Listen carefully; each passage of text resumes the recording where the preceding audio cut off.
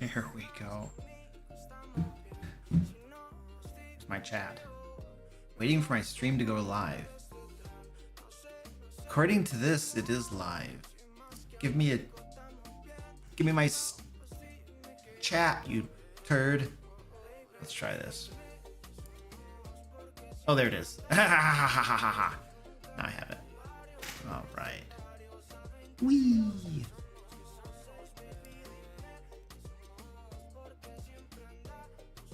Chat disconnected. Please wait while we try to reconnect you.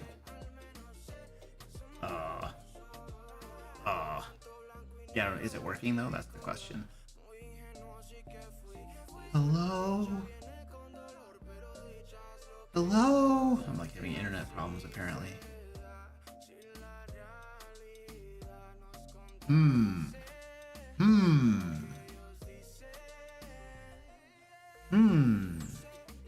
Oh, here we go. People can see me now. I don't know what's going on around here. Hello, ladies and gentlemen. It was like nobody in chat. I'm like, what's going on? Usually I see messages. What's going on, ladies and gentlemen? Mr. Gore, Rando, Tim, Courtney, Lord Okami, and Frabo. What up, guys? How you doing? Spence from KC. Kentucky chicken, only it's not fried. Kansas City, maybe it's Spence from Kansas City. Kansas City. Don't they have barbecue there? Don't they have like barbecue in Kansas City? Is that one of the things Kansas City is known for? Is barbecue? Or am I thinking of St. Louis?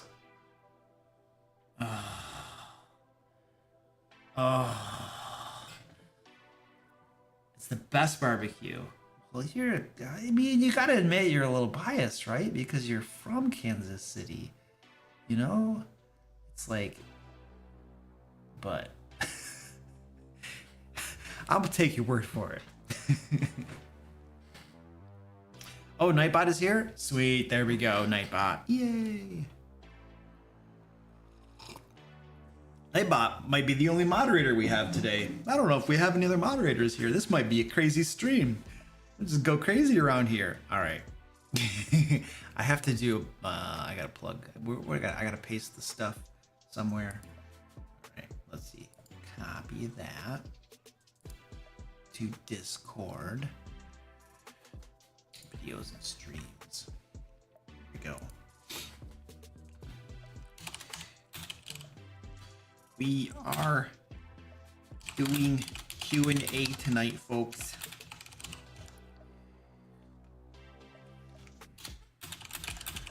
My cat wants attention. Of course he wants attention. Can you wait until I get done typing and then I'll let you up here?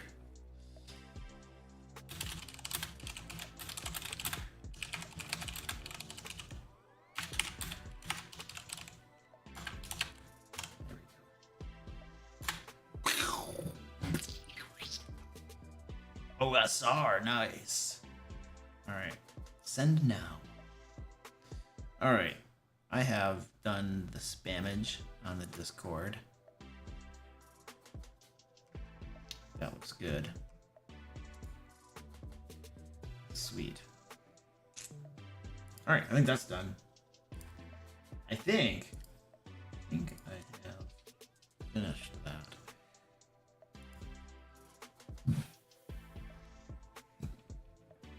Courtney says, I just played the video about types of bad players to my group last weekend.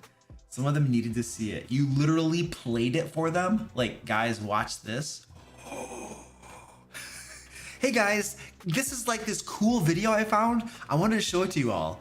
Like, no reason, just thought it was interesting. Dang.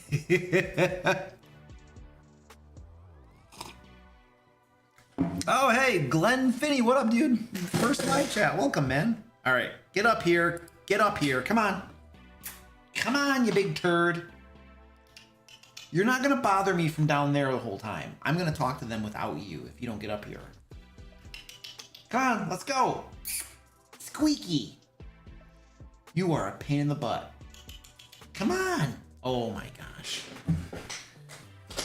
He's just gonna be on the floor pawing at me. He doesn't want to actually come up here. All right. Courtney says it's my brother-in-law, mother-in-law, my 7-year-old, and my 9-year-old. Wow. Well, your kids can't really say no if mom says watch video. They're like, oh, we get to watch YouTube? Cool. Yeah. Yeah, he's gonna, Tim, he will start biting my ankles. This is exactly what he'll do. That's what that little maniac does. He just bites my ankles and crap. All right, so tonight on the live stream, we're gonna be doing Q&A. Just drop your questions in the chat. I will comb through and answer questions. We're gonna hang out, have fun, that sort of thing. So, yep, that's the plan for tonight. Now, we do have our Kickstarter, Layers and Legends 2, is ending soon. Squeaky, do you want to come up here and tell them about Layers and Legends 2? You want to tell them about our Kickstarter? Yeah, there we go. He's like, I got my big butt up here. Here's a big butt. You want to come on camera? No, I'm camera shy. Okay, whatever. So, Layers and Legends 2 is ending on Thursday. Today's Tuesday. That's like a couple days left before it ends. So, if you haven't backed the project yet, you probably should just go take a peek. Might be some cool stuff over there that you'd like to use in your games. Where's my button so I can show you the covers and crap? There we go. These are the alt covers right here, beautiful bad boys. And then the next one is going to show you the regular covers. We have packed over 600 pages of Game Master resources into these two books. For 5th edition, can't say what system it is, but we all know what 5th edition means, don't we? Yes, we do. Wonderful OGL prevents us from saying the actual name of the game system, but it's for 5th edition and we all know what that means. So anyway, 600 pages of content. We have over 30 adventures, over 100 monsters, traps, puzzles, new monster templates that you can apply to any monster. You can just grab any monster you want, take one of our templates, slap it on, and you get like a brand new monster. It'll be really cool. Your players won't know what hit them.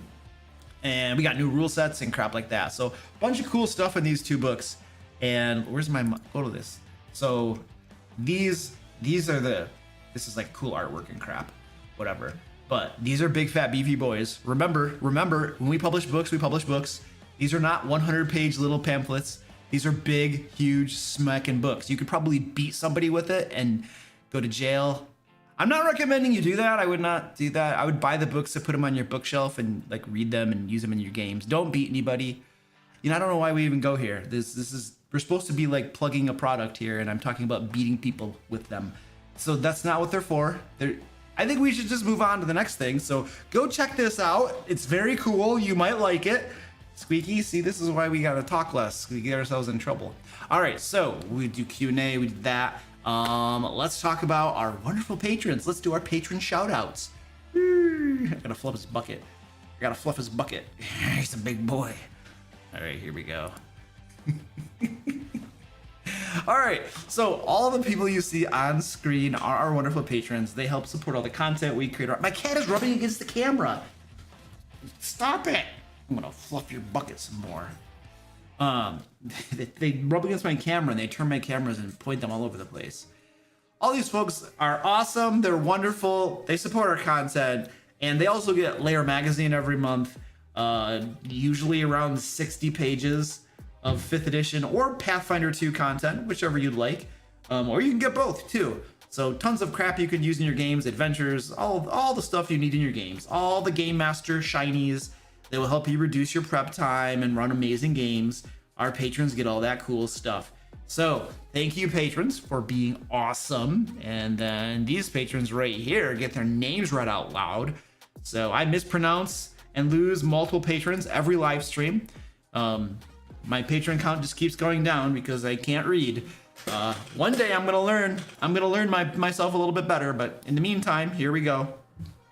Aaron H, Agile M, Alex S, Alexander O, Alithana, Alan D, Alithina, Amanda W, Ambers, Angelique K, Anton K, Art Soccer, Ashley, Alucas, Beavis Khan, Bees in Space, Ben D, Black Wolf, Bradley H, Brandon P, Brian D, Brian O, Brian the Lion, Brian J, Carl C, Chaotic Wolf, Christine B, Christopher G, Clay W, Colette H, Colin W, Connor D, Contrary Gravy, Corey A, Courtney H, Quan B, Dara T, Dazzled Up, David B, David S, Dad Wolf, Dalen W, Dean B, Derek E, Dice Goblin Wannabe, Don D, Draxus, Dreams Gone, Dungeon of Terra, Ed R, Edward B, Edward L, Mfrabo, Endorian72, Eric B, Forest Brew, Gabriel T, Gene A, Gene W, George E, George R, Greg P, Guapo, Goobin, GVTM, Heart U, HLD, Important, Iron Cascade, Jackie Pizza, Jacob H, Jacob K, James L, Jeff S, Jeremy W, Jerrig, Jim P, Joanne P, Joel J, John, John B, John D, John the Wicked, John Pinkanos,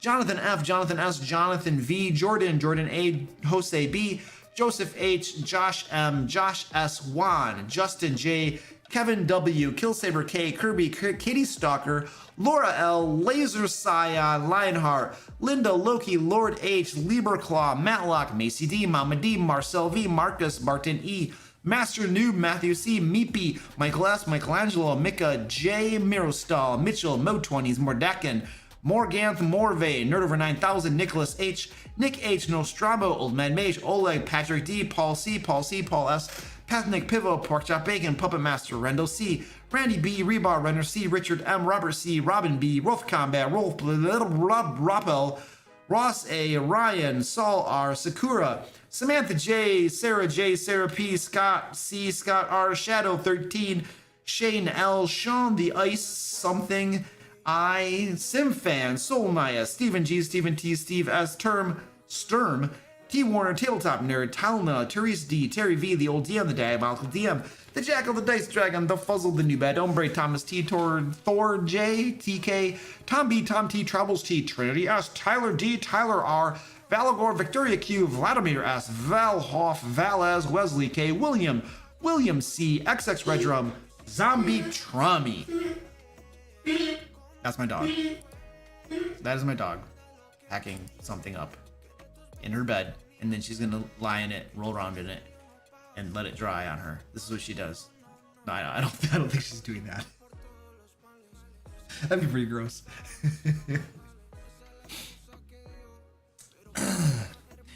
All right. Question from Rednear. Question. Got the party to a dungeon. Does the dungeon run better like a maze or a central corridor with rooms off to the side? Yeah, mazes don't really work very well for dungeons and gameplay. I mean, maybe somebody has a way to run a maze that actually works, but the only way to implement a maze is if you have your players do the mapping, right? And then you're describing things and they're doing the mapping themselves and stuff. And you could do that as a thing, and they have to map it and try to find their way out and stuff. And they're probably going to make a mistake on their map that's going to be a critical error that's going to cause everything to go wrong. And then, I don't know. I mean, that's probably fun for a one-off once in a while to do that. But if you're just talking conceptually, like how do you want to design the map of a dungeon? I don't know that either a maze or a corridor with rooms off to the side would be the options I would choose. A corridor with rooms off to the side kind of implies that it's not complex enough. You want something more complex for your dungeon. You want there to be multiple entrances, at least 2 entrances to your dungeon. 3 would be great. One of them could be hidden, a secret one that they have to find. And then you want there to be multiple paths through your dungeon. I once had somebody give me a map, and it was literally a linear path through the whole dungeon. And I was like, you can't make a dungeon map like this. It's horrible. Now we did actually have a map that was linear once, but it was designed intentionally.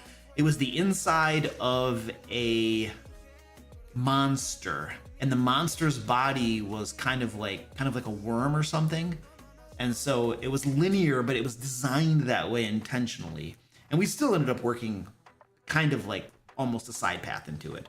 But that was a one-off purely based on that concept. Generally speaking, you do not want your maps to be linear. You want there to be multiple paths through the map, multiple ways to get to different places and stuff. So that's why a corridor with rooms off the side isn't going to work unless you have multiple corridors with multiple rooms. Some of the rooms connect to other rooms. There are secret passages. There are stairs up and stairs down, multiple levels and stuff like that. And then you have like multiple routes and stuff, and you have a level of complexity that gives players' options where they go this way or that way actually make a difference and might be meaningful, because you know if a map is linear, then you don't have any choices. You just go to the next room, go to the next room, go to the next room. It's just kind of like meh.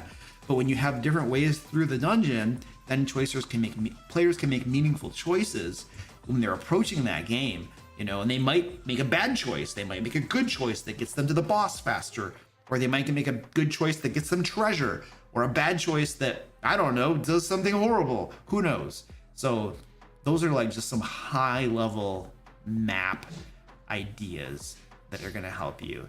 There's a whole lot more involved in making a good dungeon map. I'm pretty sure I have a dedicated video on my channel that goes into map making. We also, in the Secret Art of Game Mastery, which is our last Kickstarter we did, in the Secret Art of Game Mastery, we have an entire chapter dedicated to how to make a good dungeon map. And we had one of our cartographers write that chapter. And he does really good maps. And so he wrote that chapter for us. And so you can also, if you have Secret Art of Game Mastery, then you can go look at that chapter. If you don't, you can get it on the DM Lair store. The PDFs are available right now. We're about to put the books up. The physical books are going to go up soon. I have been asking my fulfillment partner for an inventory for a couple weeks now, and I'm gonna have to follow up to that email and again ask for an inventory, because I want to put Secret Art of Game Masteries on our store, the physical copies, but I need to know how many I have in the warehouse before I can do that. So, but anyway, the physical books should be up soon. And yeah, there's some map ideas for you.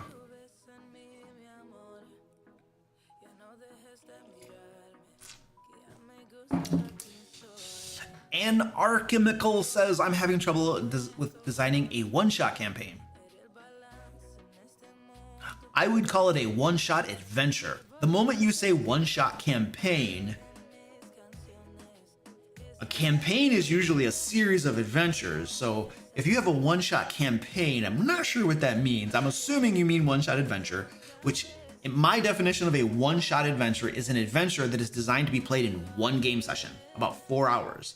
This is the sort of adventure you would run at a game convention, for instance. Like when I go to Gen Con and run games, or I go to GaryCon, or I'm going to be at Gamehole Con this year.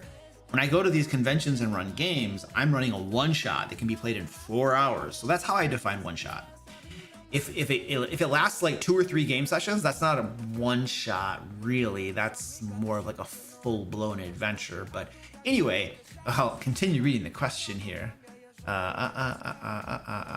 It seems like I can't write anything for only 1 game session. Do you have any tips that could help me? Yes. Stop writing so much.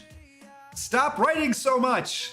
So, well, there are two problems with a one shot that goes too long and bleeds over in the next game session. There are 2 problems, one of which you can control for, and the other of which you kind of can't. And the one you can't really control for is your players just going really slow, taking a lot of time, like lollygagging and stuff. And that's not... Look, there's nothing wrong with players that have a slow play style. That can be super enjoyable. So I'm not like ragging on that, but it is a thing, right? And if you have players that are just really slow, then it's going to take them a long time to get through an adventure. So you can't control for that, except that you can know how fast they go roughly, and then make your adventure shorter or longer based upon their speed. But the thing you can control for is how much you put into your adventure. If you have a 10-room dungeon, like most of the adventures a lot of the adventures we publish for Lair magazine, the adventures that are in Lairs and Legends 2, which is our Kickstarter that's going on right now, a lot of those adventures are designed around a 10-room dungeon or a 10-room location. And when you have 10 rooms, 10 to 12 rooms, something like that, that cannot be run in 1 game session unless you have like speed crawlers, the dungeon crawling players that are just like blowing through everything and just throw up spirit guardians and just run through the dungeon type of thing. So, but if you have 10 to 12 rooms in a dungeon, that usually takes at least 2 game sessions, if not 3, to get through, in my experience. Mileage will vary, of course. So you can't have that big of a dungeon. For a one-shot, you need to have, usually in my experience, what you can get through in a one-shot is you're probably going to have maybe 2 normal encounters, 2, like let's say that they're combats. Okay, let's say you have 2 combats, and then you have a boss fight. Now, a boss fight is probably going to last you an hour. It's probably going to last you an hour if you're running D&D 5th edition. It'll last you an hour, and each of the combats lasts you a half an hour. So that's 2 hours of gameplay right there. An easy encounter, a medium encounter, and then a boss fight, which will probably be hard or deadly. That's going to be 2 hours of gameplay right there. All right, so you got 2 hours down. That's just 3 encounters. Now you want to have a social interaction of some sort. Some NPCs that are there, some prisoners that are there, something that maybe there's a genie trapped in a bottle. I don't know. Put something there that they can interact with. That's probably going to be about a half an hour. All right, so we're up to 2.5 hours. And now you got to account for, well, there's going to be exploration because they're going to be poking around doing different things. And you want to have some exploration scenes, some secret doors, some traps, some puzzles, things like that. That's probably going to take you another hour or so of your time. We're up to 3.5 hours. You're done. You're done. That's your dungeon. You got about 5 rooms, maybe some empty rooms that are just pure exploration or something. But that's about all you can handle. You got a couple encounters, you have a social interaction, you have some exploration that's just kind of sprinkled throughout the entire thing, and that's pretty much all you got. Now, here's a big trick though. I can give you one huge tip that is going to trim off an hour of time that's mostly wasted. So, generally speaking, the way a normal adventure tends to play out is everybody's in town and they get the quest. Like there might be an NPC quest giver, there might be a job board. Somehow they find out about the quest. And then usually they start asking questions about the quest, right? Well, you said there are goblins over here. Do you know how many goblins? Do you know, and they want this information to get them going, right? And so they'll sit there in town, let's just call it town. They'll sit there in town for a half an hour to an hour, just gathering more information before they even begin. And usually that gameplay it can be fun and interesting, but it's usually not the most interesting part of the game. So if you can cut that out, just delete that from the one shot, skip that crap, skip the prologue, and just jump into the action, then you're going to save an hour and arguably get to the more interesting part of the adventure. So what you do then is you start them at the dungeon entrance or in the dungeon. You start in the middle of action, and you give them that backstory. You just read it to them. You give them a read aloud text, maybe a little monologue. You can give them handouts. Like when I run games at conventions, I have this backstory handout that I give my players so they know all the information about what happened and what's going on and what the quest is. And I usually read it to them at the beginning of the adventure, but then they can refer to it later. But I don't go through this whole NPC quest giver getting more information, and then heaven forbid, traveling to the dungeon. Worse yet, having an encounter on the way, some throwaway encounter, random junk that has nothing to do with the adventure. Like if you can cut all of that out and get right into the meat of the adventure, you save yourself an hour easily, almost assuredly, and skip arguably the less interesting parts of the game and get to the really cool stuff. And then you have to have a shorter dungeon. Have a dungeon that's about 5 to 7 rooms, 3 encounters, social interactions, some exploration sprinkled in there. But here's the other thing. This can help you a lot too. You need to keep your eye on the time and cut scenes out as needed. Let's pretend that your players get into this dungeon, right? And they're taking their time, just poking around. And by the time they spend an hour poking around, they get to the first encounter, right? And this encounter, let's just pretend that your players take a long time in battles. It takes them like half an hour to an hour for a simple battle. Let's pretend, just for argument's sake, that battle takes them an entire hour. You got 2 hours down, and you still have an encounter, like a fight, the boss fight, and a social interaction. You're never gonna make it. So at that point, you're like, well, we're not doing well on time. And remember, pace of game, speed of game does not necessarily mean that the game is better or worse or more fun or less fun. Those are not necessarily related, although if the pacing is so slow that people are bored, obviously that will make for an inferior game, generally speaking. So I'm not necessarily making a comment on slow or fast being good or bad. I'm just giving you an example here. So you got 2 hours that are shot, a bunch of encounters left to go. Well, at that point, you're gonna be like, no. We are taking out that middle combat. That middle combat, we're just cutting it out. It's gone. Boom. Empty room, whatever you want to do. It's gone. You just take it out. And then they get to the social interaction, right? And they talk forever. Oh my word, they talk forever. And you got 3 hours into it, and all you've gotten done is a little bit of exploration, 1 combat, and a social interaction. And you've got an hour left. Well, at that point, here's the other thing. You always want to have a satisfactory ending to your one shot. You don't want to have this is a why a lot of times one-shot games that are supposed to take place in one game session take multiple game sessions, because everybody wants an ending. And if you don't give them an ending, they're going to be like, hey, let's just continue this in the next game session, and you lost.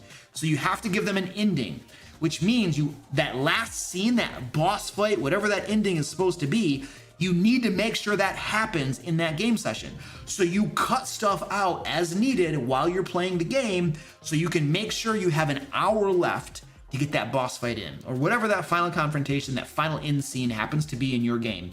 Get that sucker in that last hour. Now, if we're in the middle of a social interaction and my hour, I'm like up against the clock, right? Then what I'm gonna do is I'm gonna have that boss or whatever it is burst into that scene, into that social interaction, and it's gonna go right then. It's gonna start because we got to get things moving. So you have to watch the clock. You have to cut things out. A lot of it has to do with how you set the adventure up, right? Cut out the fluff at the beginning, get right into the action, have the dungeon be short. There's a design involved, right? But then while you're running it, you have to manage your time and cut things out as needed to make sure you get to the ending. If you can get to the ending with an hour left to go and wrap that sucker up and give them an ending, there will be no reason for that to bleed over into another game session. So that is essentially Cliff Notes on how to run a one-shot in one game session. That's always worked for me. Always worked. I've been doing that at conventions and one-shots and crap for a long time, and it's always worked. Always worked. If you TPK them, you don't need an ending. I mean, that is an ending, technically.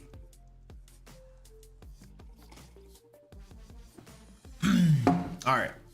Patrolling for questions. And we do have a moderator in the house, Goliath Cleric. What up, dude? How you doing?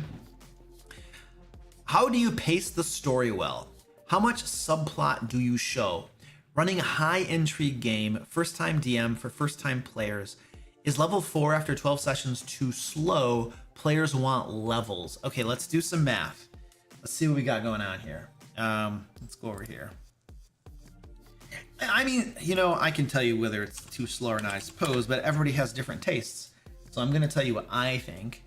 So you're saying, this is my calculator. This is my calculator right here.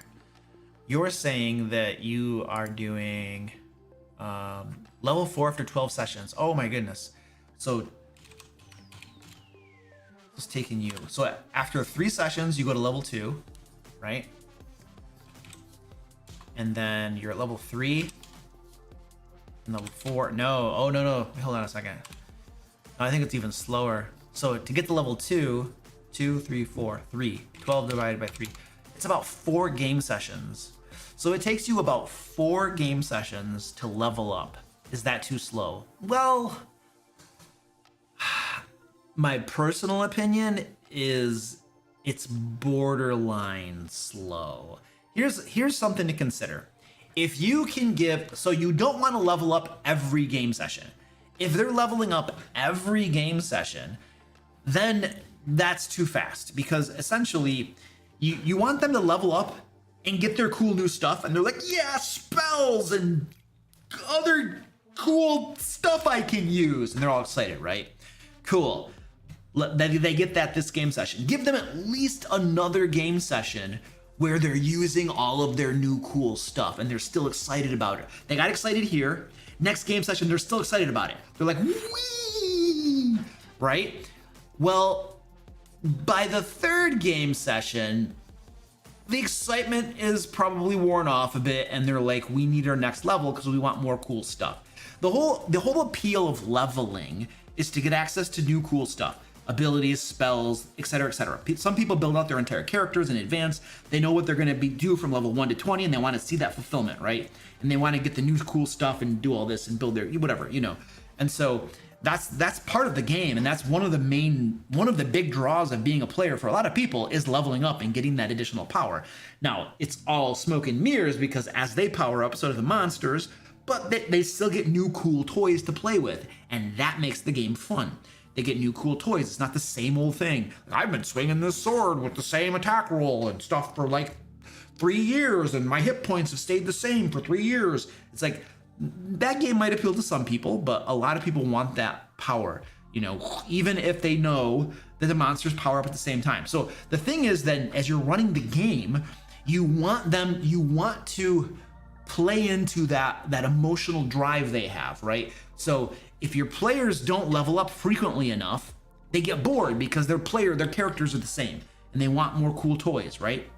If they level up too quickly, well, then they're excited, they level up, and then they level up again, well, then they never really have time to enjoy the new cool toys, and they're getting so many new cool toys that they might not be able to learn how to use them effectively, or they might not get to use them at all because they're constantly getting cool new toys and they never got to use the old ones. So I feel like leveling up every 3 game sessions is a pretty good pace. Like if I leveled up here, and then I play a game session here, and then I level up here, that's pretty good. That's a solid pace.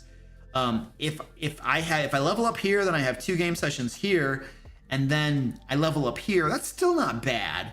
That's not bad because you're excited you leveled up, you have 2 with your cool stuff, and then you level up again. That's okay. I feel like if you go past that, then players are probably gonna start to feel like they need to level up faster. So that's, as far as pacing the leveling, I would aim for that. Now, some of the pacing of leveling is player dependent too, though. Remember, if you're using experience points, well, then if they're not doing a whole lot of stuff that earns experience points, then they're going to level up a lot slower. If you're using story or milestones and they're not accomplishing any milestones, then they're going to level up even slower. So I would also tell your players that, you know, part of the leveling up experience is dependent upon their progression through the story. So if they're not having any encounters and they're running in the opposite direction and they're avoiding everything, well, you're not going to get an experience for running away. You have to overcome the encounter. Like whether you're talking, using diplomacy, whether you're, I don't know, using skills to sneak by or to shove them off the side of a mountain or something, or whether you're just fighting them, you have to overcome the encounter. So if they're not doing things that overcome encounters and therefore they're not getting experience points, they're leveling up super slow. That's kind of on them. They need to get to work, right? And if it's milestone leveling, then they need to accomplish the milestones. And by the way, there's nothing wrong with telling your players what the milestones are. There's nothing wrong with that. Like in my games, generally speaking, now my Pathfinder 2 game, we use experience points, so that doesn't work there. I have less control over the speed of leveling in my Pathfinder 2 game because we use experience points. But in my 5th edition game, D&D, we use milestone leveling. And my players know that you pretty much get a milestone with every adventure you accomplish. And my adventures usually take about 3 game sessions. And so you're going to get a new level every 3 game sessions. They just know that if you go to a dungeon and you complete the adventure, that's a milestone. You're going to level up. And that's how I run my games when I'm using milestones. So there's nothing wrong with telling your players what the milestones are so that they're aware of, oh, we do this, we get a level. We do this, we get a level. If we run away and screw around and do stupid bullcrap, we might not get a level because, gee. So those are some things you can do as well if your players are feeling antsy about that. So I hope that helps a little bit.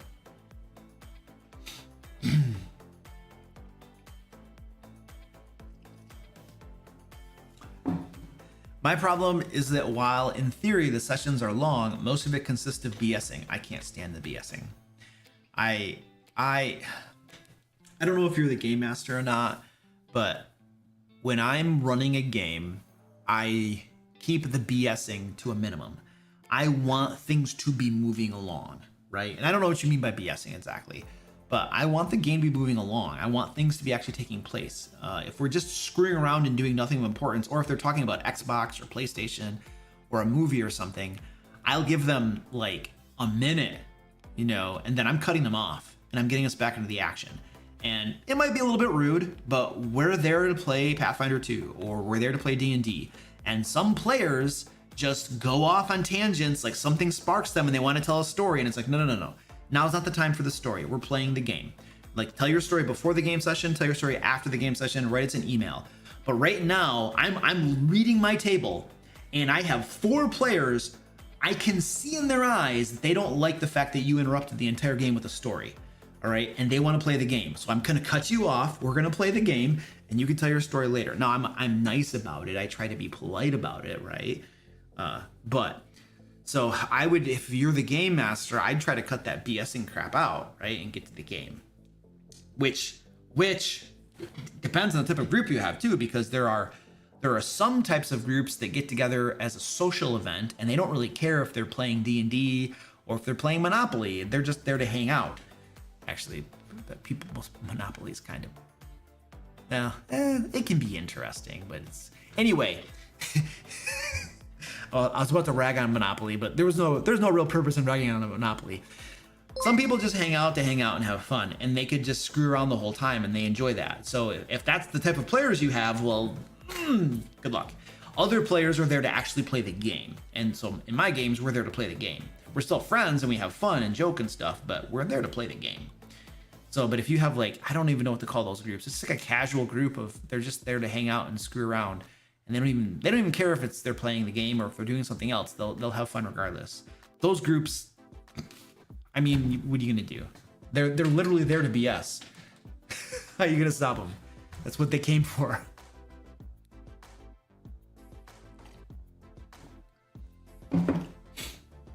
All right, Garhent, thank you for super chat. Grand Con, I see no RPGs listed on tabletop events for them. Are they board games with little RPGs, Paranoia, D&D, Travelers, Castles and Crusades? So there were definitely RPGs at Grand Con. I don't know if they even have them posted or not at this point. I really don't know. I haven't been paying attention to it. I'm kind of planning on going to Grand Con, but there's part of, I might not go there. I don't know. We'll see. We'll see what I do. So I really haven't been paying attention to it, in all honesty. And Grand Con's not until September. So, I mean, I have until, like, I don't know, August to make up my mind on whether I'm going to go or not. So, I don't know.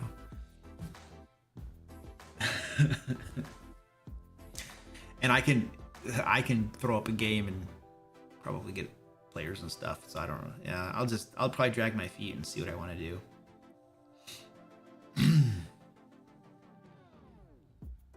Oh, you mean the past ones? There are tons of RPGs. There always are. There's Call of Cthulhu. There's D&D. There's Pathfinder. There's Mutants and Masterminds. I've seen all types of games at Grand Con. They absolutely have RPGs. So I can't speak to what you're looking at, but I know they have them. They always have them. Always. All right. I Rogers says, I'm running Wild Beyond Witchlight for my main 3 players. I have that on my shelf. I've never read it before. I stopped buying books when I stopped reading them. I'm like, I have so many books on my shelf that I never read. I'm going to stop buying these things, man. So I stopped. I do have that book. I've never read it. And you're adding adding 2 coworkers are joining. Okay, hold on a second. You have 3 players and you're adding what? 2 coworkers? I think is what you're trying to say. So you have 5 players. Okay. Any advice on running this adventure? I'm planning to have everyone meet at session 0. I mean, there's no advice that I can give you that's specific to that module because I've never ran it before. And if you're looking for generic advice about running a game, I mean, that's literally my whole channel. I mean, it's not all generic. A lot of it's very specific. So I can't give you any help on that module. But if you have a specific question, I'm happy to help. You just got to tell me what's up. How do you handle players who have trauma from bad DMs? Don't be a crappy DM. I have players who never trust me and catastrophize. I'm sure you spelled it correctly. I just can't pronounce anything. Catastrophize? That's a hard word. My reading comprehension. I'm actually have high reading comprehension. I have low ability to pronounce big words, I suppose. Every choice they make. Oh, they don't trust you, and they like agonize over every choice because they think you're gonna screw them over or something. It makes making hooks very difficult. I mean, look, I'm gonna level with them. This is what I do anytime. Almost any problem I have with players, my basic approach is to level with them and talk with them. And so in this case, I'd be like, "Hey guys, what's the deal? You won't follow any of the plot hooks, like, or like I can't make plot hooks because X problem or something. You know, like what's the deal? Like, it seems like you guys don't trust me as a game master, and because you've had bad experiences and stuff. Do you guys feel like I'm going to screw you over?" You know, and just start a conversation. But I think you put it out on the table. You explain the problem that you're having, right, and the effect that it's having on the game, and then you essentially ask them, "Hey guys, you know, what can we do here to make this better for me?" Right? Like, is there something I can do to help you, you know, or something? But you got to lay that problem out there and put it out there. You have to explain what the problem is and the effect that it's having, the negative effect that it's having, and then you got to have a conversation around it. That's what you have to do. Otherwise, there's never going to be a resolution to that. So you talk with them. But I mean, the ultimately, like, if they have had trauma, I hate using the word trauma. Trauma is like something severe that like plagues you throughout your life and has severe consequences on your life and stuff. To say that you have trauma from a game is like, wow, what the heck happened in that game? So I think we're gonna just say that they had a negative experience with another game master. Trauma is a really strong word. But if they have had negative experiences and stuff, I think one of the ways is to earn their trust and show them through your actions that you're not going to screw them over and that you can be trusted and that you're there to promote the overall enjoyment of everybody at that game table, including them.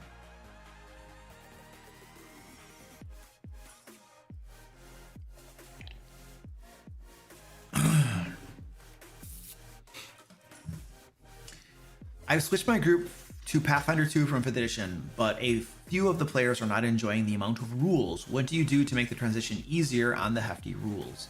So some of the rules I just threw out, like most of the skill rules that you use during social interaction scenes, I just don't use them.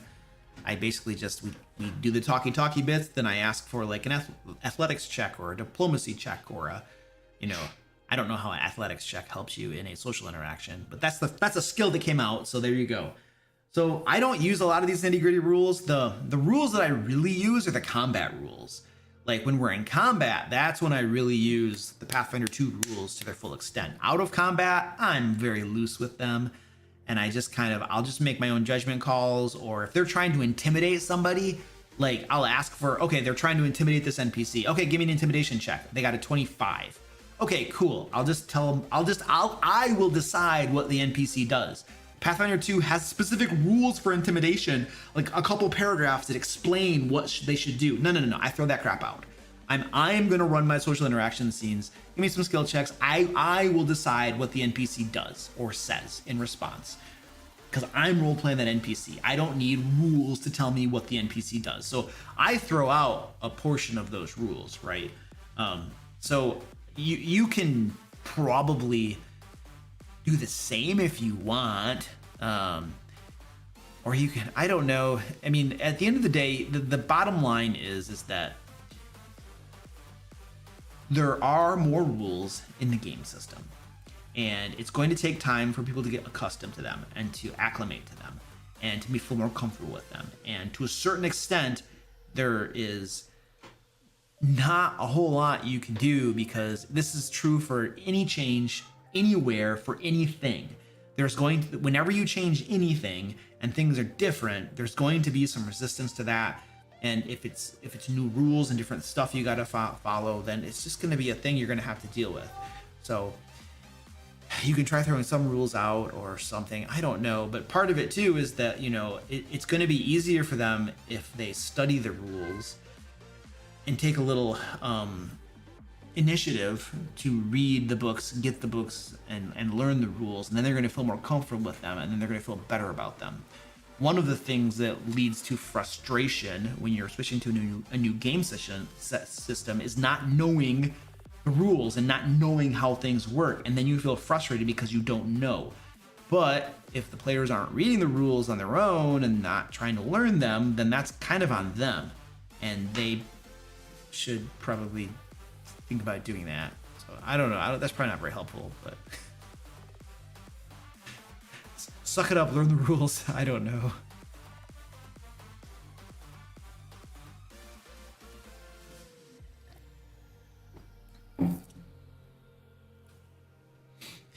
So Garhart says, the first time going, I want to know if I should buy a badge in a hotel. I mean, it depends on where you live, dude. So we're talking about going to Grand Con. I mean, you have to sleep somewhere, whether you drive there and play during the day, then drive back at night and go to bed at home or something. I mean, if you want to go to the convention, you have to have a badge. So if you want to go there, you got to buy the badge. If you want to have a place to sleep, you either need to get a hotel or be willing to drive back to your place to sleep. You probably don't want to sleep on the streets or something. It's probably not going to work very well. So I don't know that that's helping the question, but those are the determining factors about whether you should buy a badge in a hotel or not. Carter has to go to a night class. Ooh, fun. Did I miss the cat strike? No, we can do a cat strike if you want. You want to do a cat strike?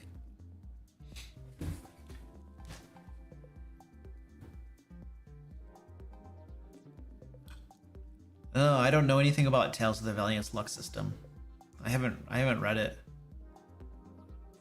One day I'll get the books. Once I get the physical books, I'll probably start looking at it. But I have the PDF right now, but I don't read PDFs. All right, cat strike time.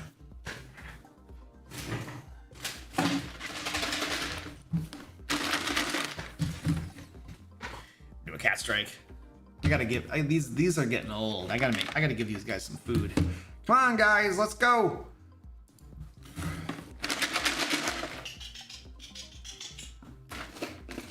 None of the cats are coming. I got one cat. I got one fat cat who probably doesn't need it. All right, let's go. Orange. Orange.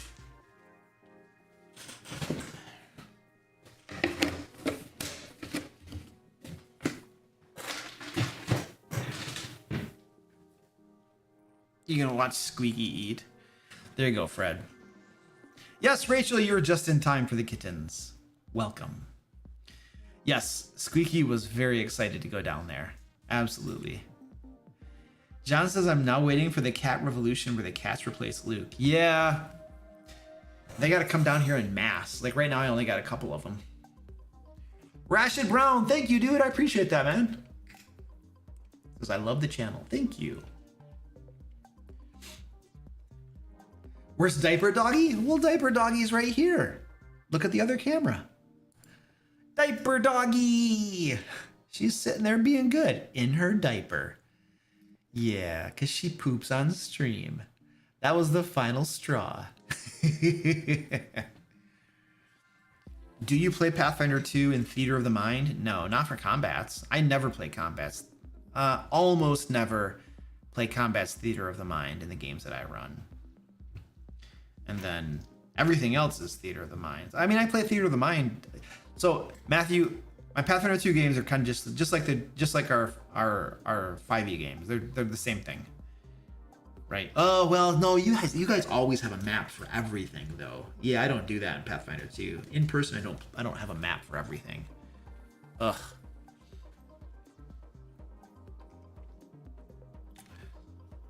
Which one do you prefer between D&D 5e and Pathfinder 2? I mean, Pathfinder 2 I like a lot better right now.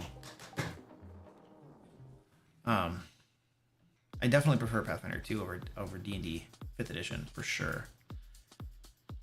I've played 5th edition for so long, it's just kind of like meh. And there's so many problems with the game system, just problems, things that are broken, things that don't work very well. And the splat books that have come out over the years that give more player options, that make things more powerful, but they don't rebalance the monsters. The challenge rating system and the encounter design hasn't been reworked to account for the increased power that they give players all the time. And then there are just broken combos and stuff, and some of the spells are just totally unbalanced. Like, they're just all of these little things that, like, you might not notice them at first when you're really excited and you're new and you're just like gun-ho playing the game, but after you've played it for a while, you start all of these things, you constantly run into them over and over again, and you're just like, oh my gosh, I wish they would just have balanced this stuff better. This makes my job harder. I'm running a level 20 game right now, and it's like guesswork. It's 100% guesswork. Like, I don't know what I'm doing as a game master as far as like trying to get things challenging. I'm just hoping. I'm living on a prayer, because I'll throw a monster at my players that's supposed to be hard, and they cakewalk it. You know, it's just nothing. And then I had one monster that I was gonna throw at them, and it was a CR 23, and it had some minions too that were with it, and the cats have all walked off now. And I was looking at the stat block, and I'm like, this isn't going to be hard enough. So I just started increasing the attack modifier. Like, I added 10 to the attack modifier, and I doubled the damage output. I made this thing like a CR 30 probably. I went crazy on this thing, and they had a somewhat challenging fight, but they weren't threatened by it. It's like a guessing game at high levels. You're just throwing crap against the wall and hoping something sticks.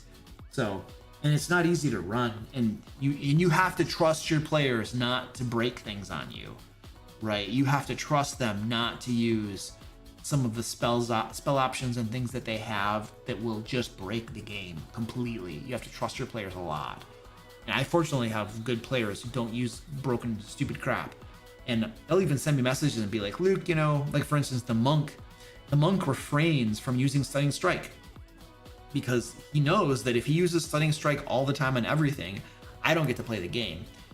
And because the monsters he's got like 20 uses of Stunning Fist or Stunning Strike at level 20, crazy amounts of them. The DC is pretty high, so boss monsters are gonna save usually, but everybody else is gonna fail.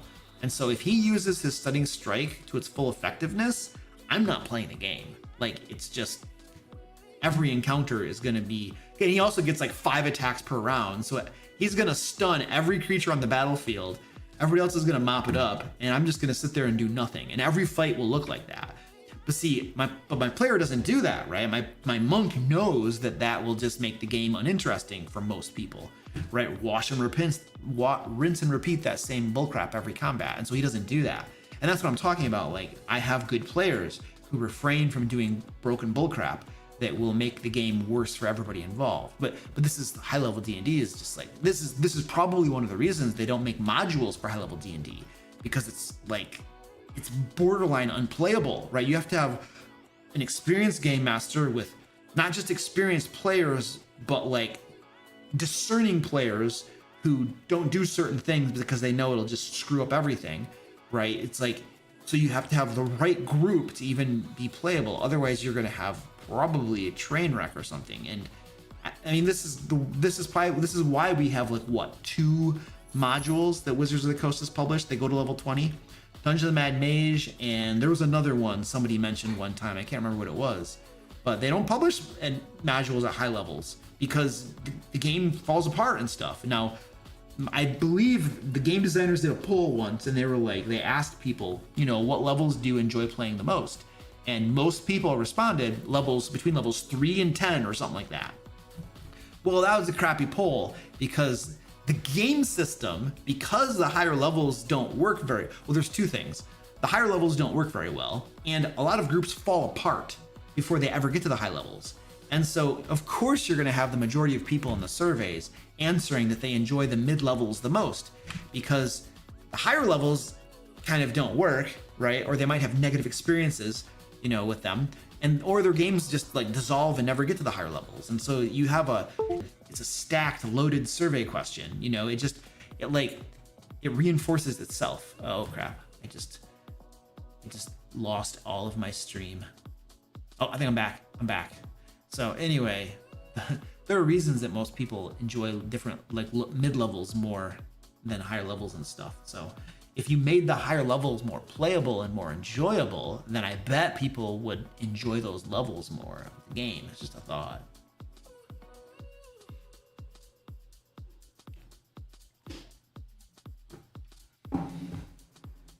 Cervix says I've run maybe 5 campaigns so far and they all end at around 13-ish. Yeah, I mean, my games, I will say, almost always go to level 20. They almost always go to level 20.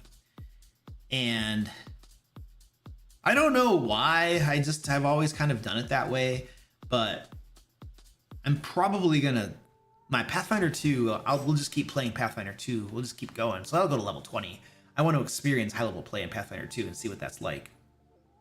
My 5th edition game right now is they're level 20 now, and they might be getting close to the end of the campaign. I don't know. There's so many problems in the game world right now. Everything is messed up. I don't know what they're gonna do. Once they finish that, we're going to transition to running Escape from the Fae. So I published Into the Fae. That was an adventure, as a level 1 to 5 adventure module that I published a few years ago. And right now I'm writing Escape from the Fae, which is the sequel to that. And so for my Ancient Dragon group, these are the group of patrons that pay to play with me. For them, I'm gonna start running Escape from the Fae, which is the sequel to Into the Fae. And so once we start running that, now Escape from the Fae only goes to level 12, if I remember correctly. And so that campaign will end at level 12. We won't just keep going, especially not in 5th edition. I think I'm probably, for as long as I continue running 5th edition games, I'm almost assuredly can guarantee you that I'm probably going to start stopping all of my 5th edition campaigns around level 12. It's just going to be a thing, because I don't enjoy the high level play a whole lot, and I've had players tell me that they don't enjoy the high level play a whole lot either. And I don't know if that's because of the game system, if that's because of maybe I'm not a good game master at the high levels. I don't know, but I'm probably going to start stopping my 5th edition games around level 12 or so, just out of principle. So anyway, I've been just talking. I should probably see if there's any questions in the chat. What do you think about the upcoming Vecna for 5e? I think high level combat for 5e took forever. It's like a health bag punching each other. Oh, high level combat in 5th edition is horrible. It's horrible. It's either short-circuited because somebody has banishment and they cast it at level 5, and then they take out half of the combatants, and then you kill these half, and then they come back and you kill these half, or they use some other spell or ability to like short-circuit the whole thing. So either it gets short-circuited and it's a non-event, or it's a slog and it takes a long time. I can definitely confirm that high-level combat in 5th edition takes forever, because everybody has so many hit points and the damage output is higher, but I don't know. You know what? I'm not going to theorize as to why it takes forever. I'm sure if I could break it down and figure it out if I cared enough to do it. I just know experientially that combat takes forever in 5th edition in general, and especially at the higher levels. It takes a long time. So I forget what the person was even saying, but it just reminded me of that. Oh, they were asking me about the upcoming Vecna for 5e. I don't even know what the heck that is. So didn't they already publish Vecna for 5e? What are they doing? I don't follow what Wizards of the Coast is doing anymore. Vecna for 5e. Is there a place that tells me about that so I can like actually know what they're doing?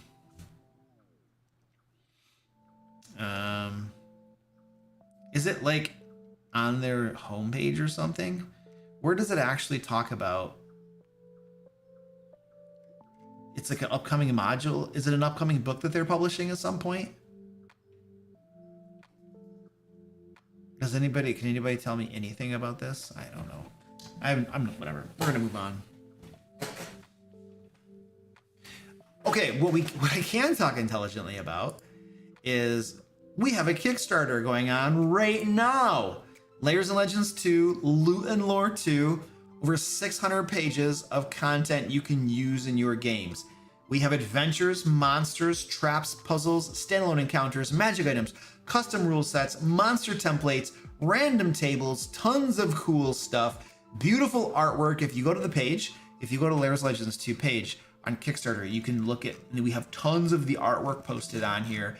If you go into the updates, every single one of our updates, we like share some new artwork and stuff at the bottom of it. This one is beautiful.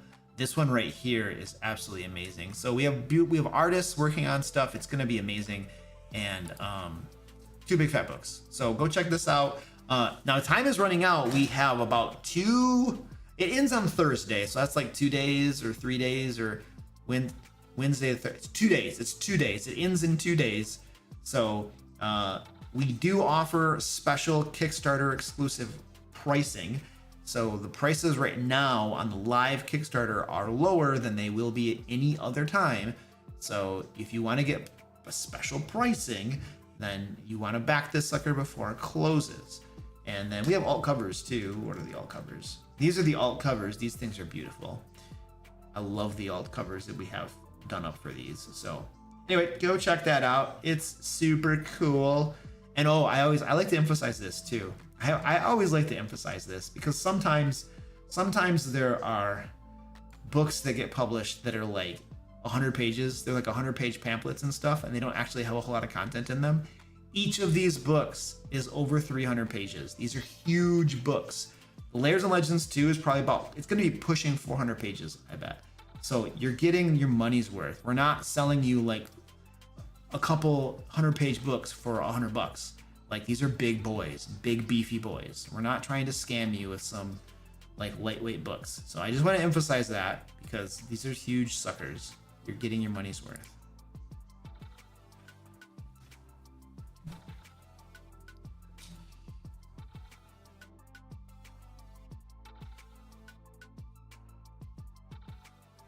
When is the estimated fulfillment for Layers and Legends 2? Early 2025. It's on the page. What is our official date? May 2025. If you get the maps add-on, is that fulfilled earlier? No, everything is fulfilled at the same time. Everything is going to be fulfilled in early 2025. Let's see. The pre-order is on DriveThruRPG. What? Wizards of the Coast is putting out a book on DriveThruRPG? That doesn't make any sense. Why would it be there? Maybe you're talking about something else.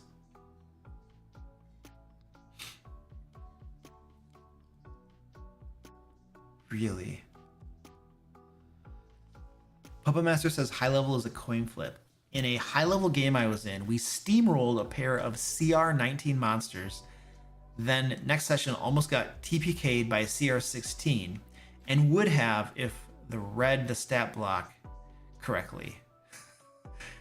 That happened once to me too. I had a group, I think they were about level 12 or so. So they weren't super high level, but they were getting up there. And they fought against some sort of encounter that was very hard. And they did great against it. And then they fought against a medium encounter and they almost all died.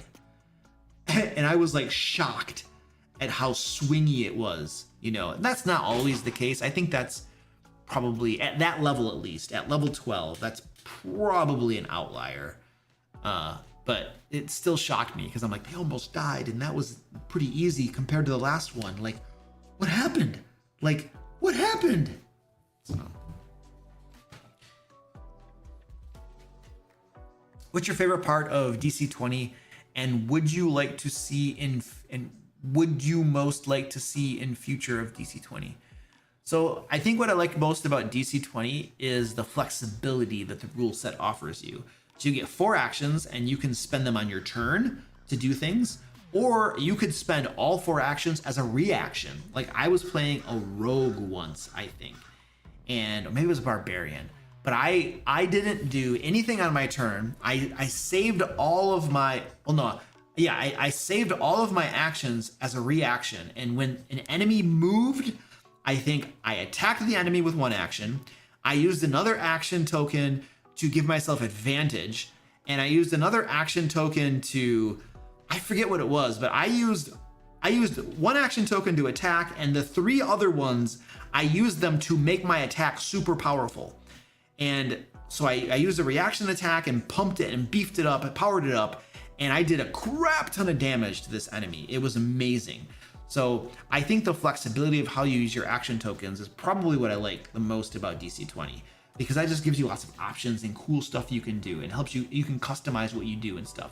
Also, the other thing too that I think that's very strong about it is it's like you feel that superhero vibe. Like if that's the sort of game you're going for, where you just want to be over the top heroics and just be amazing and crush things and destroy and do cool crap, like the game system has that vibe. I played it 3 times with the creator, Dungeon Coach Alan, and it has that vibe when he runs that game.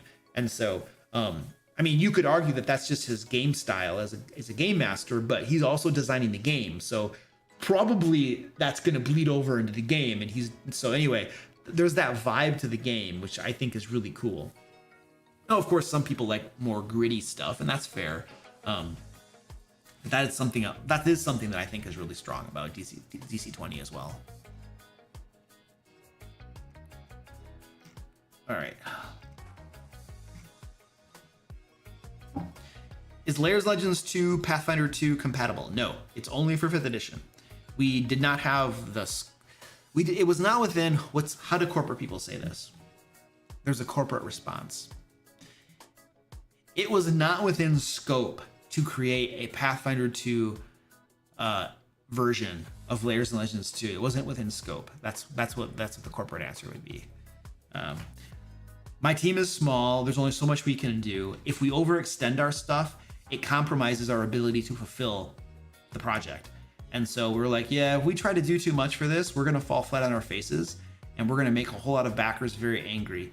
So we're going to make sure that we don't bite off more than we can chew, and we're going to do what we feel comfortable and make sure that we can give a high quality product for the things that we do commit to.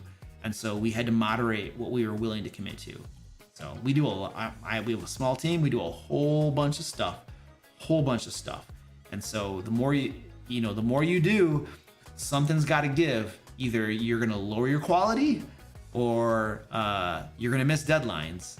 Something's got to give. You can't have like a fixed like operating budget or a fixed team number of people working on your team and just keep doing more and more. Something will give. You'll either lower your quality, or you're going to miss deadlines, or you're going to lower your scope. You're going to decrease your scope and not have as much content in the books or something. Like you might start publishing 100-page books because I don't know, dude, so anyway, yeah, no PF2. Now I think the next one, Lairs and Legends 3, when we do that one, which that'll be like next year sometime, that one, right now we're thinking we will have a PF2 for that, but anything can change. Anything can always change, and it often does, especially when you're hypothesizing about something that's going to happen a year from now.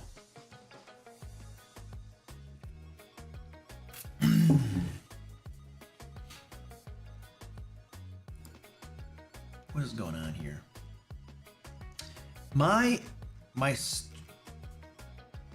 There we go. My chat broke for a second. That's project management 101. I mean, that's my life. Like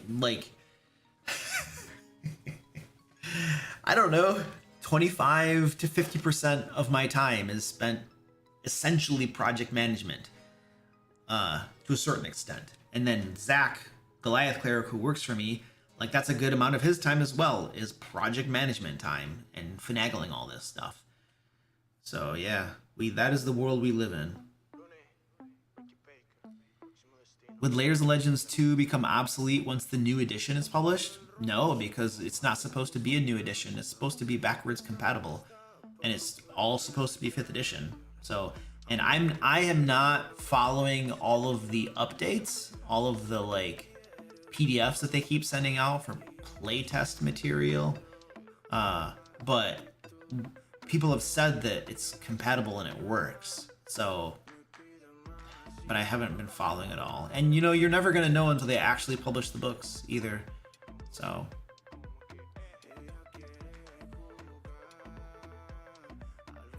Do you ever let players in your games play non-combatants?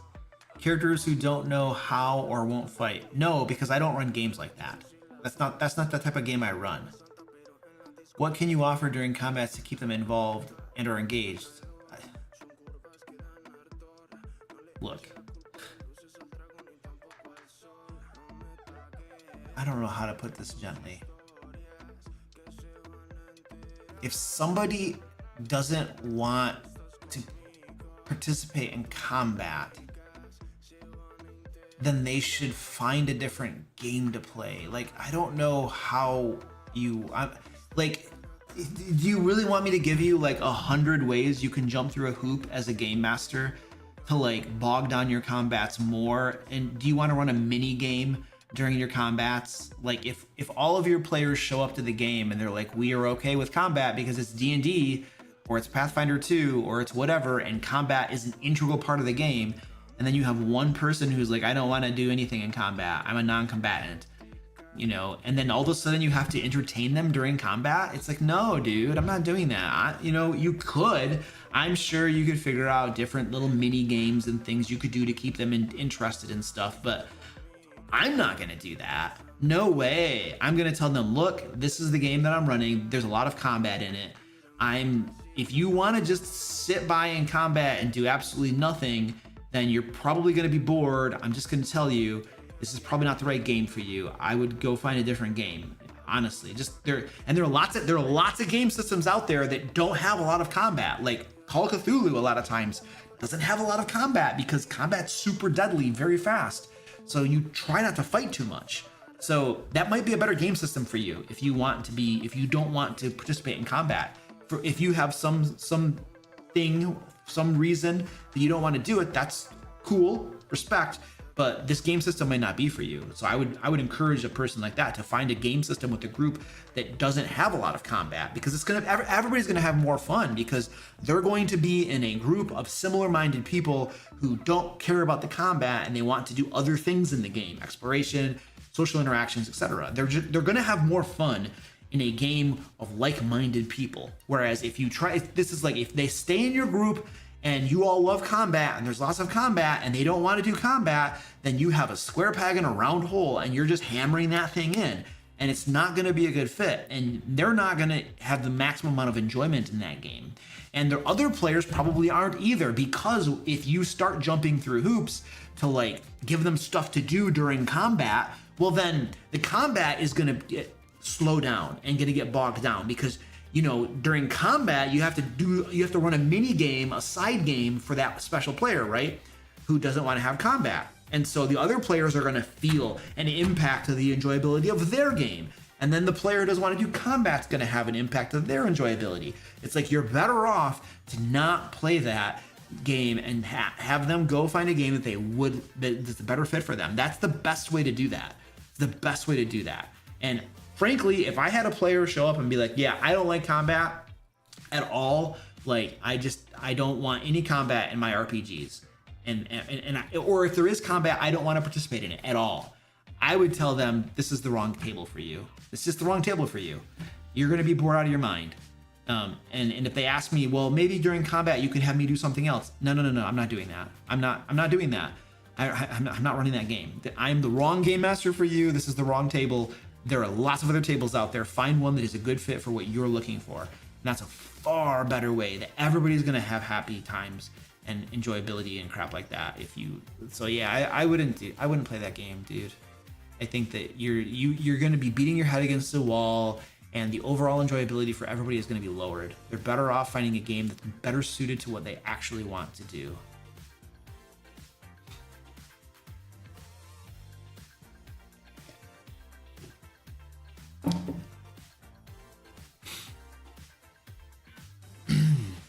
Yeah, there is a reason most of the rules center around combat. Exactly.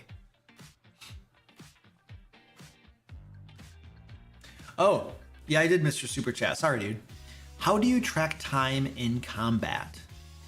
When a spell that lasts a certain amount, do you convert it into rounds or go by the book?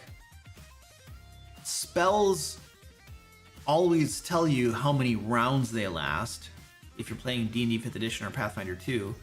Well, no, they don't. No, they don't, because sometimes they. No, you're right. They say they last 1 minute or they last 10 minutes, sometimes longer. So if a spell lasts 1 minute, that's basically the length of a combat.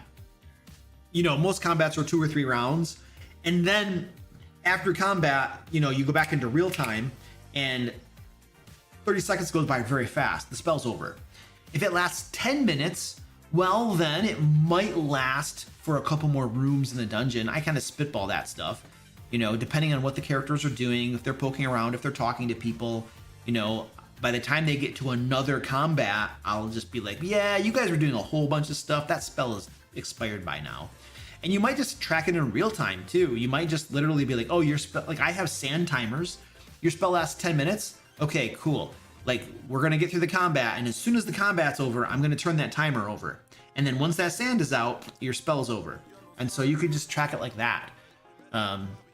If a spell lasts longer than 1 minute, one combat, then I tend to just kind of spitball it and we estimate it together and to see if it seems reasonable for it to still be in effect or for it to not be in effect. And my players and I usually are okay with that approach. We don't need to get super granular about tracking it. That's never been a problem. But I can see groups where it would be a problem and players would want to know exactly when it ends because they're trying to min-max the crap out of stuff. So if you got that going on, then you got other considerations to deal with, but you might have to get it's just a waste of time, but whatever. Anyway, hopefully you don't got to track it too granularly. Does every fight have to have some kind of reward? Yes, but caveat. If not, what can I do to make the players feel good about entering into that combat? So yes, every combat has its reward. It absolutely has its reward. Always has its reward. So on an out of character meta standpoint, I as a player am rewarded by combat because I enjoy it. I have fun. I enjoy using my spells and abilities. I enjoy defeating the enemy. I enjoy thinking tactically about where I'm going to maneuver and what I'm going to do. That is very enjoyable to me as a player. That is a reward in and of itself. If in the actual game, I don't get any gold pieces, I don't get any magic item, let's say that I don't get any experience points, or we're doing milestones, so it doesn't really matter, then I don't really care because I got to do that combat. And by the way, I'm role-playing my character too, so if my character was upset for whatever reason or wanted to defeat that enemy because it was a bad person, well, then I'm role-playing my character, and that is a reward in and of itself as well. So I think that part of the answer to your question is to recognize that there are other things that reward players than just magic items and gold and experience points. Now, in combat, there's usually, now you're not always going to have a magic item. Some creatures aren't going to have any gold or anything of value on them, right? And then if you're using milestone, there might not be, like, you won't get experience points for killing a monster or defeating a monster, but if you accomplish your objective, you get your milestone. So yeah, there might not be a tangible in-game reward for every single combat, and I think that's okay. I don't think you need to worry too much about that. I would not fret a lot about that.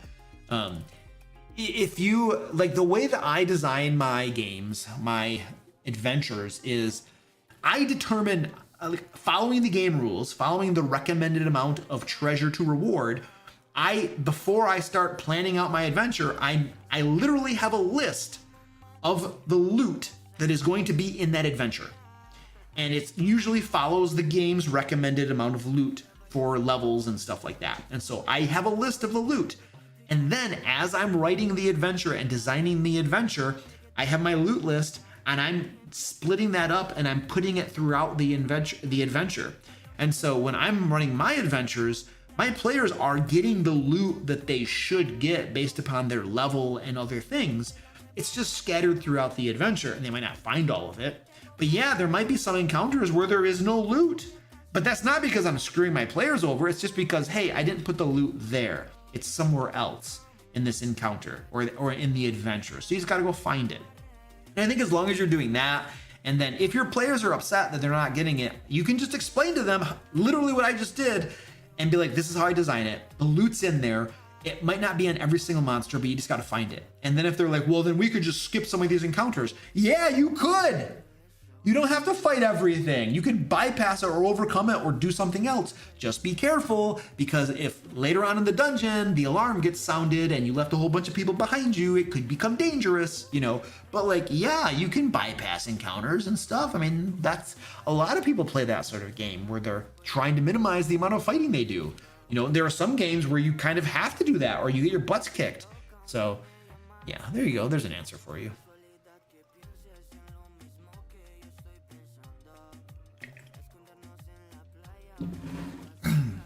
Jason Coleman, thank you for the super chat. Looking forward to Lairs and Legends hardbacks. Cool, thank you. So the Lairs and Legends 1 hardcovers are already on our store. You can grab those right now. Maybe you already did and they're going to arrive to you. Lairs and Legends 2, that's the Kickstarter we have going on right now. It's going to be a while waiting for those, but you're going to like it when you get them. Anyway, Jason says, how do you handle encounters with approaching creatures where the PCs are vacillating on what to do without things automatically moving to combat and steamrolling?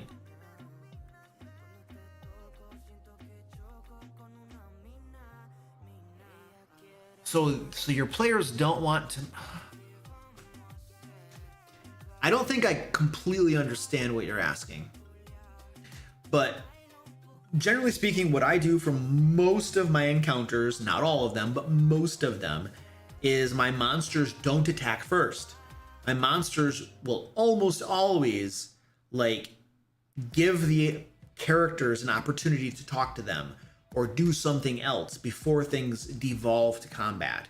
This is just something that it's part of the way I game master my games. My monsters almost never attack first. And this allows my players the opportunity to talk to them, the opportunity to bribe them, the opportunity to whatever they want to do. Now, a lot of times they end up fighting them, yes, but it allows the opportunity for other approaches. And so this is just something that I do. And I don't know if that helps answer your question, because I don't fully understand what you're saying.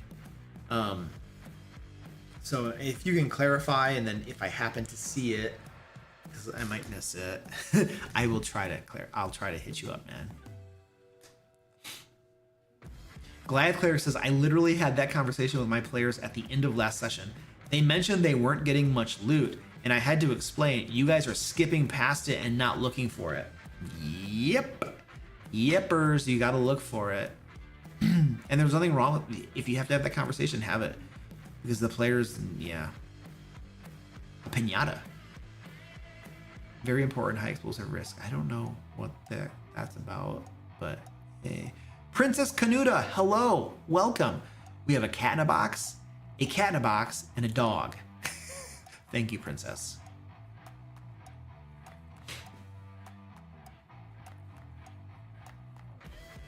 For one party where I ran Tome of Tamakan, the party never looked for secret door or search rooms. They missed out on lots of treasure, including the big one at the end. Yeah, I mean, and that adventure is mostly exploration. Like that, I read that adventure. I've never played it, but I read it, and it's mostly exploration. That is an exploration sort of adventure. So if you have a group go into that adventure and they're not doing the exploration activities, they're missing like most of the adventure. Wow. A loot icon pops up.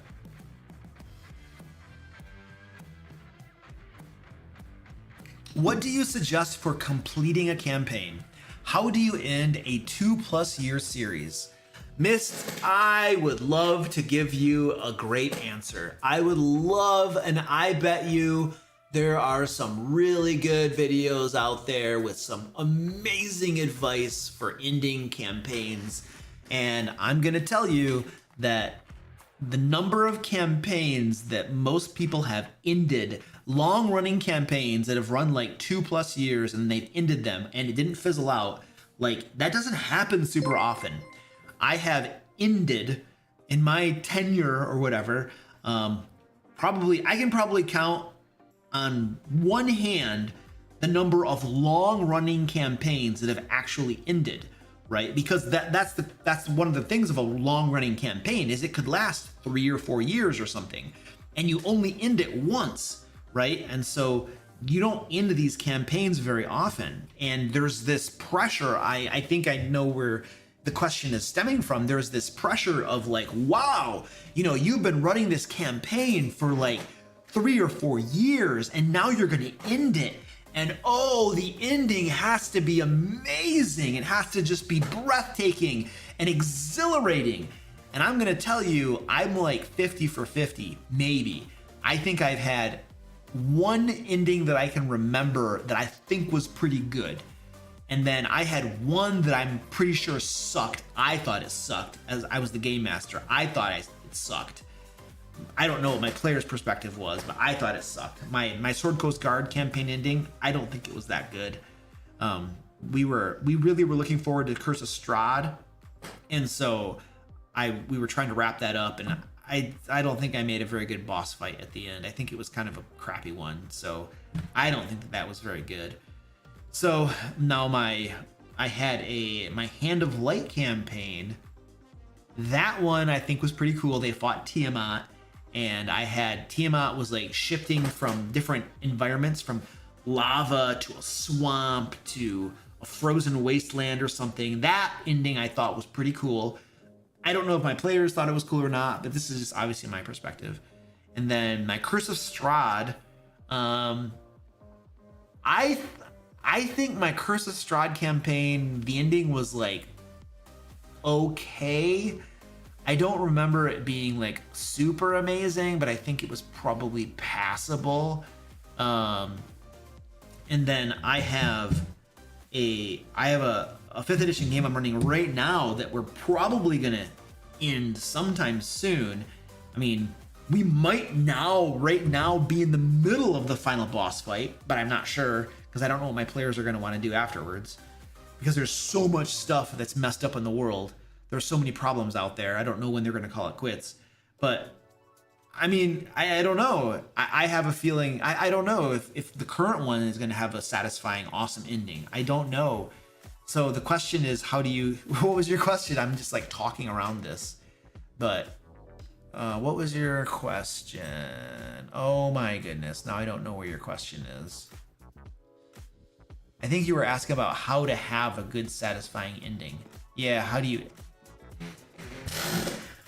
I mean, I like combat in my games, so I always try to end my campaigns with a big boss fight against the big bad, the huge guy, the guy that you've been like, looking forward to fighting or worried about fighting or something. So I always try to end my campaigns with a big boss fight. I like doing that, my personal preference. So I'm probably going to recommend this. If you guys like combat in your games, then I would recommend the same, right? And then ideally that final boss fight is challenging and it could go either way and you're not sure if they're going to win or not, but maybe they eventually do win, or they just barely lose. There's nothing wrong with losing. Like a campaign that lasts 4 years and has a crazy boss fight at the end and they lose, like that's super memorable. It's maybe a little disappointing, but that's the game. Sometimes you lose, and if you're gonna lose, you're gonna go out with a bang, have it be at the end fight, So I don't know. I would do a boss fight and try to make it super cool as you can, but you just do the best you can. And like I said, I think I've struck out a few times. So if you do strike out, don't worry about it, because remember, like just because even if the final boss fight, the ending wasn't like this spectacular monumental moment, you still had like 3 years of fun you all had together and memories and 3 years of awesomeness. So to like place the success or failure of your campaign on how you end it is just silly in my opinion, because it ignores the track record of awesome game sessions you probably already have, you know. And you also don't fall into the trap of judging how you end your campaign by like things like Critical Role and their campaign finales, or these, you know, these D&D shows that they have that you can watch. And these things are planned, and they you know, like they're in their professionals and on a whole different levels, you know. So like, don't, like, even though their finales are always super amazing, like don't feel bad if yours is not like that, because geez, you can't, if you start comparing yourself to professionals who like make buku money and have like teams working for them to make these things look amazing and stuff, like you're gonna lose that comparison game very fast, and you're gonna feel very bad about yourself. So I would not do that for sure. Sasquatch, thank you for the super chat. I'm happy to hear you're enjoying the content, dude. Thank you, dude. I'm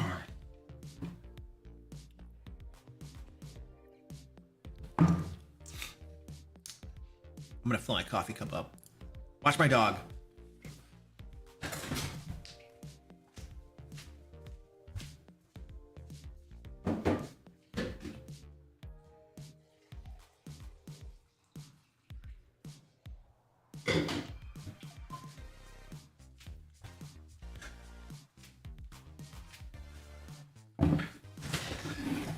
Did my dog do anything entertaining while I was gone? No, right? She's just there not moving. Cooperative waffles. Yes, you caught up. Welcome. What do uncooperative waffles look like? Are those the waffles that like you try to put syrup on them and they're waterproof so the syrup just runs off to the side? Or are those like cold waffles that the butter doesn't melt on them? And so it's just, you have like this like, you know, square slab of cold butter on top of the waffles, and it doesn't melt. And you're just like, what do I do with this? And then you take the knife and you're trying to spread around that cold slab of butter, and it's like kind of breaking up, and it's just like, it depresses into the waffle and gets stuck in there, and then the waffle starts to break apart. And so then you have like butter shrapnel in the top of your waffle, you know, which kind of pierces the waterproofing. So at that point you can put the syrup on there and it kind of penetrates a little bit. Like, is that an uncooperative waffle? Because those waffles suck. Don't want those waffles.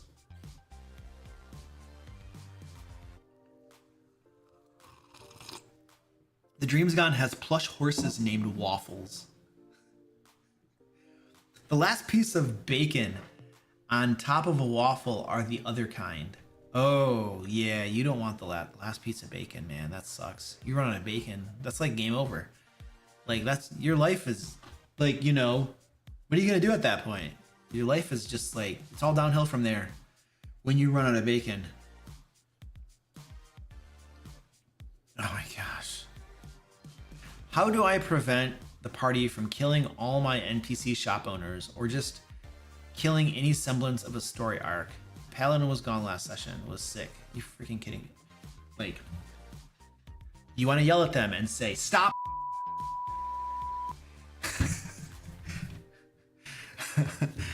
Like, if I had a group of players that just wanted to indiscriminately kill NPC shop players, I would stop the game. I would literally stop the game, and I'd be like, hey guys, I'm not doing this.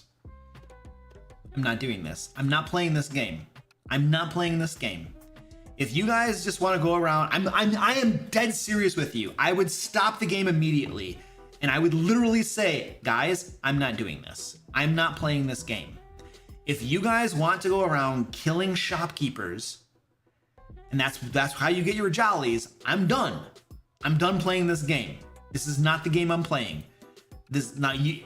If this is what you want to do, you want to go around killing if this is how you get your jollies, then that's great. You play the game you want to play, but as a game master, I'm not running that game. So if you want to do that, that's great. Maybe one of you can be a game master. And it's really easy to game master that game too. You don't really got to prepare anything. Just have some people in shops that get killed, and then have loot lists that you can give them a bunch of bull crap, and then whatever. They're gonna go sell it in the aftermarket. I don't know what the heck I don't know what their end game is with that. But I stop the game. I tell them I'm not doing it, and either we're going to play a game that fits more along the lines of like the type of game that I want to run as a game master, or I'm gonna bounce and they can keep on doing whatever they want to do. And I'm a game master, so I can find other players like that. Like if you're a game master, you have the power, you can find players. Players have a harder time finding a game master, right? So that's what I'm doing. I'm just stopping the game and refusing to play that game anymore. And I will just hold my game hostage, I suppose, until I find the right group of players. I don't care, but I'm not playing that game. I am not, as a game master, like I'm a player too, and my enjoyability is important as well. And if my group of players is the only thing, if the only thing that is holding them at bay is the paladin being there, like, oh my gosh, and then the paladin isn't there and they just start killing everybody and stealing their stuff, it's like, I'm gone. I'm checked out, I'm bouncing, it's over, and I'm not playing again. Not with that group. I'll go. That's what I'm doing. I'm maybe just call me grouchy old man, or I don't care, but I'm not playing that game. And if you don't want to play that game, then don't play that game, and just tell your players that you're not playing that game. And so they can either, now that doesn't mean that they can't do things that they find fun, but their fun has to be compatible with your fun. Otherwise, like you don't want to play that game, so don't, it's just in the same way that if you're running a game that players don't want to play, they're gonna bounce and they're welcome to bounce. Like, you're not the slave of your players. Like, you're not compelled to play the game that they demand that you run. No, you're the game master. You have some control here and some say as well. Now, of course, if the type of game you want to run is a type of game that no player wants to play, well, then you have a problem too, right? There needs to be like a happy medium where everybody's having fun, right? But I don't know. In your specific example, I stop the game. I tell them no. And hopefully we can come to a reasonable solution whereby everybody can have fun. And I'll be like, you guys, look at there are bad guys all over the place. I gave you 3 plot hooks for bad guys. You could go kill them and steal their stuff. Why are you killing the NPC shopkeepers? Well, because they're unprotected. It's a stupid bullcrap. Well, they shouldn't be unprotected because there are powerful adventurers out there that shopkeepers hire when there are people going on rampages. But anyway. Where we at?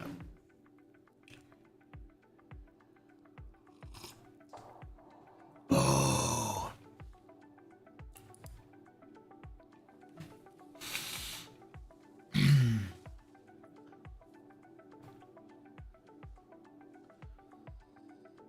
Are all shopkeepers loot pinata? Do they explode with loot? Apparently. I think someone's asking about a giveaway. We don't have a giveaway today. The giveaways are on the Thursday streams, generally speaking. When I do like extra streams, I don't do the giveaways, generally speaking. Thursday is your day to get free stuff. Try to win a giveaway. Goliath Player says, I ran an evil campaign once, and my players were very particular about the murders they committed. Even the chaotic evil characters didn't just kill people at random. No, they wouldn't. Look at the real world. Look at our world around us. There are lots of bad people in our world. Do they just go around killing people indiscriminately? Usually not. They usually have motives, right? Whether it's because they're trying to get drug money, or because they're trying to steal your TV, or maybe you were sleeping with their girlfriend and they're getting revenge or something. Like, bad people who do bad things usually have reasons for doing those bad things.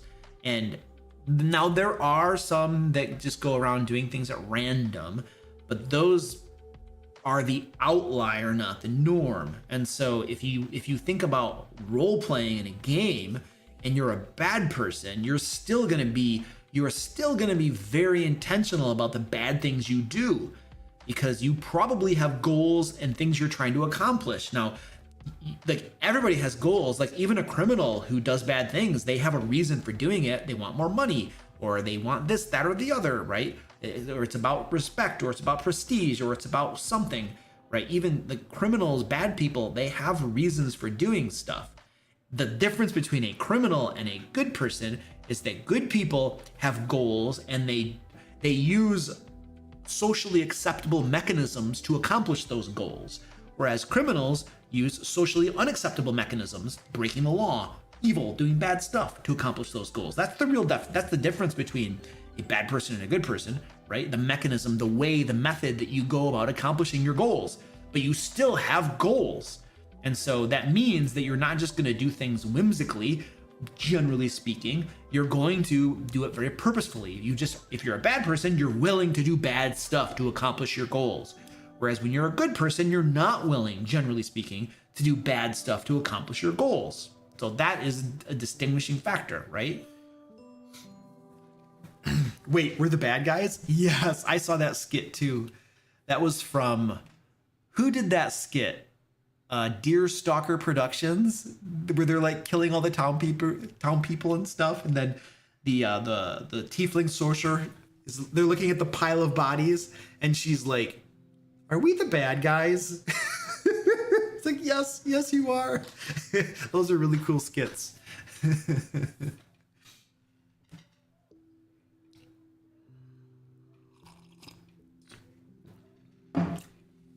All right, ladies and gentlemen, remember that we have a Kickstarter going on. Lairs and Legends 2 is live right now, but it is ending soon. Go over here. There's a link down in the chat. There's a link in the description. Go check out these 2 big fat books that you can get for your games. So these books right here, each of them is over 300 pages long. This one here is probably pushing 400 pages. These are big, fat, beefy boys. And you're going to get tons of stuff to use in your games. Adventures, monsters, traps, puzzles, magic items, custom rule sets, whole bunches of these monster templates. You can take these and slap them on any monster and basically get a brand new monster to use, something to surprise your players with. So really cool content. My team and I create this.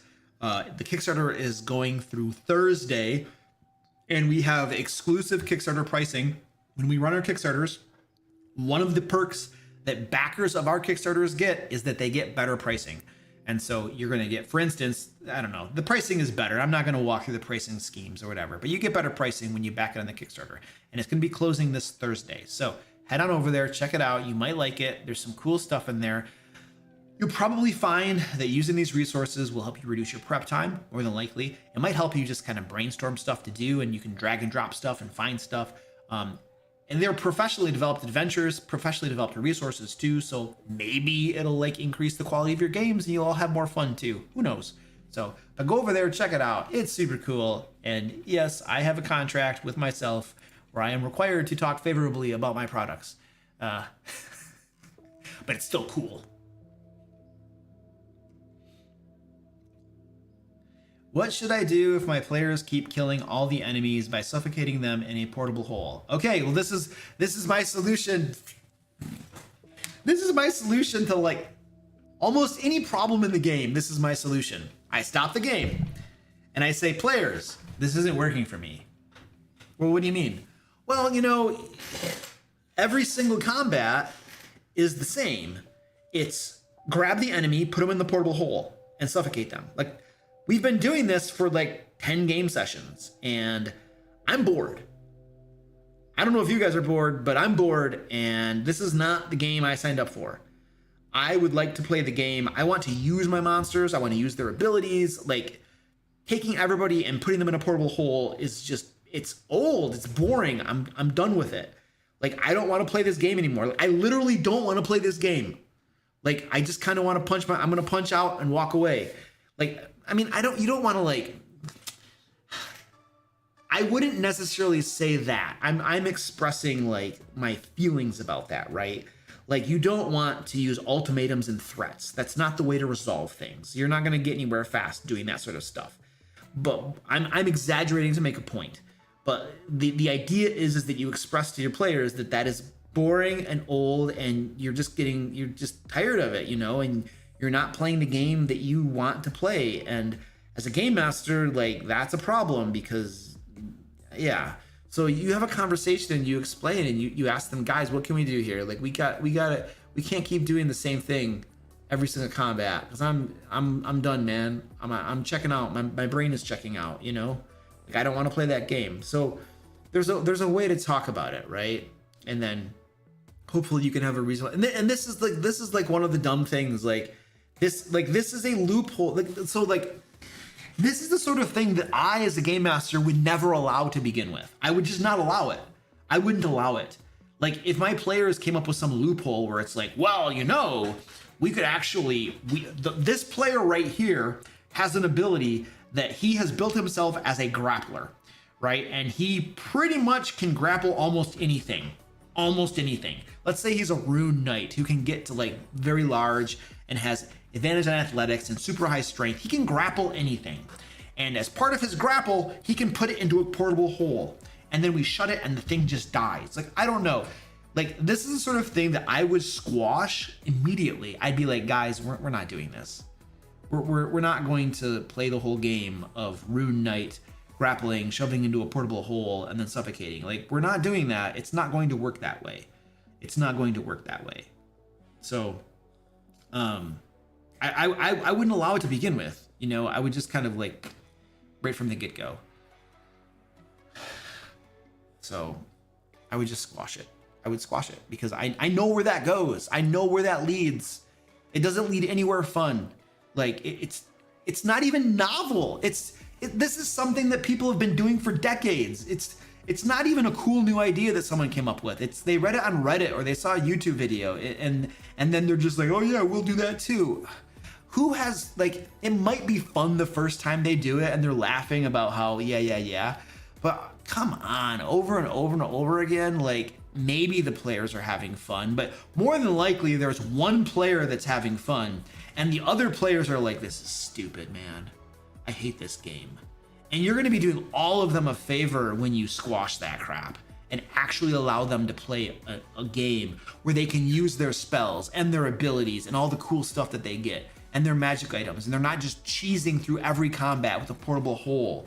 Like, maybe there's somebody out there that has fun playing that game, but I would wager a guess that most people would get bored with that sort of wash, rinse, and repeat crap.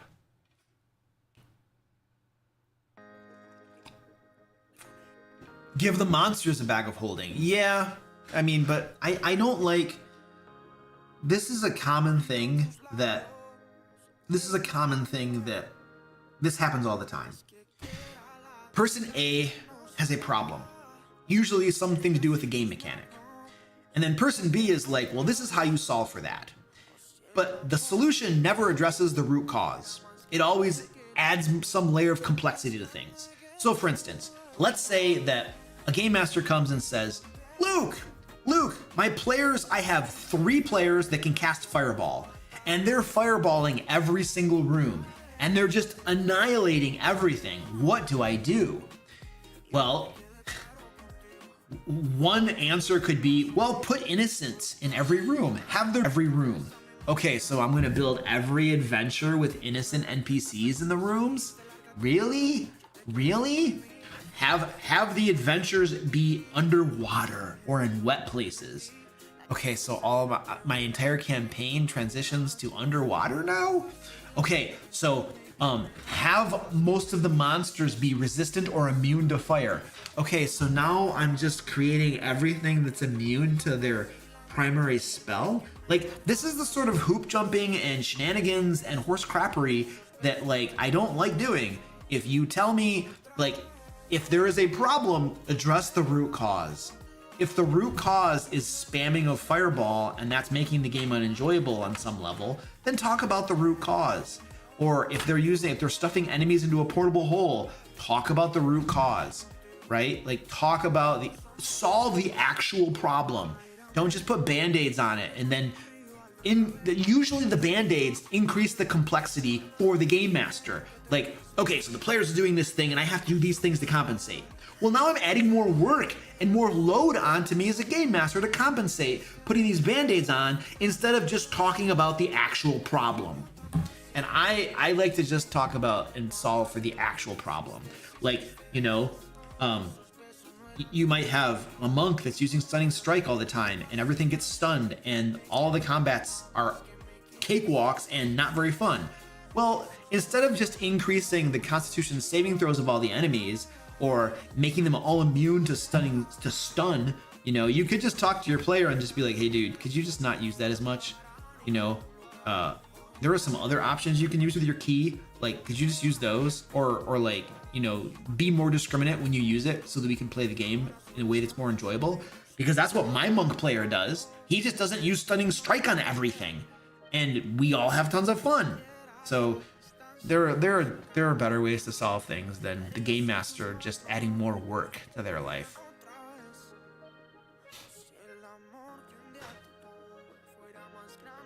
And that's true. Innocent people being in a room won't stop everyone. No, well, some people will fireball anyway.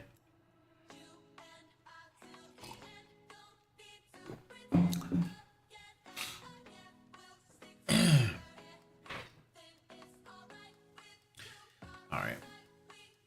Looking for questions. Scrolling. Question: how to keep everyone involved? 6 PCs, 2 enjoy all, 2 only participate in combat, 2 only enjoy lore and in-character conversations, 18 months, and just now being brought up. Yeah, you can't do any. There's nothing you can do. You can't. You're done. Like you can't solve that problem. Like, well, there is a solution. There is a solution, but it's really just a compromise. Like this is not an uncommon thing. This is probably very common. This is probably the norm. The fact of the matter is that you're going to have players in your group that enjoy different parts of the game. Some like combat, some like social interactions, some like exploration. And if you're not doing the thing that they like, they check out and they're not interested. That's like, I don't know if the checking out and not interested is normal, but it is very normal for players to not enjoy all aspects of the game. There are going to be some parts of the game that appeal to players more than others. That's normal. That's life. There's not a whole lot you can do. You can't control for a person's like likes and dislikes, what they're interested in, what they're not interested in. You can't control for that. You can't influence that. All you can do, the best you can do, and this is why I constantly say to balance the 3 pillars in your games. Design your adventures, design your game sessions so that you're hitting all 3 pillars. So if every single one of your game sessions is just talky, social interaction, talky, well then the player who hates that crap had a game session that sucked because they hated it. They like combat and there was no combat in that game session. They got screwed and they're gonna walk away and be like, well, that's stupid. But then you're gonna have 2 players who love the talky and they walk away, that was the best game session ever. I love that, right? More, please. So if you heavy load one of the pillars in a game session, you're almost assuredly going to disappoint some of your players, and then you're gonna make some of them very happy because that's what they liked. If it were all combat, that one player would love it. And those 2 thespians, is it thespians? Thespians? What's the people, the actor people, the drama that like to talk and do all this kind of stuff. Like, those people are gonna hate it because it's all combat, you know? So the best you can do as a game master is to balance the elements.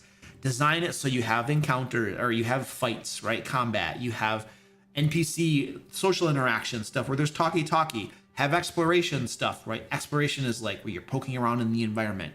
You're looking for secrets, or you're solving puzzles, or you're interacting with traps and stuff, or, you know, moving through a dungeon and exploring in general is exploration. So you balance your adventures so that you have all those elements. And that's the very best you can do, because then at the very least, you know, if these people don't like combat, well, there was a social interaction. So they got to do something they liked in the game session, right? And then this person, he loves exploration, so there was exploration. And this person loves combat, and there was combat. So everybody got something that they liked in that game session. Nobody was like, yay, best game session ever. But the only way to do that is if you screw some of your players over to give some of your players the best game session ever. You have to balance it out. You compromise it, right? There's really no other way around that. Like, you can't if you try to please everyone, you end up pleasing no one, right? So everybody can't be totally pleased. Like, it's not gonna happen. You have to just kind of be like, well, you know what? We're gonna do the best we can, and we're gonna give them, everybody's gonna get a little something, and they're just gonna be happy with that. And nothing you can do about that. The only possible way, you know, to change for that is to get rid of, if you want to run a game that's all combat, get rid of all the players that don't like combat and only run combat. Like, you can just kick players out and then pull players in, but I don't think I would recommend that.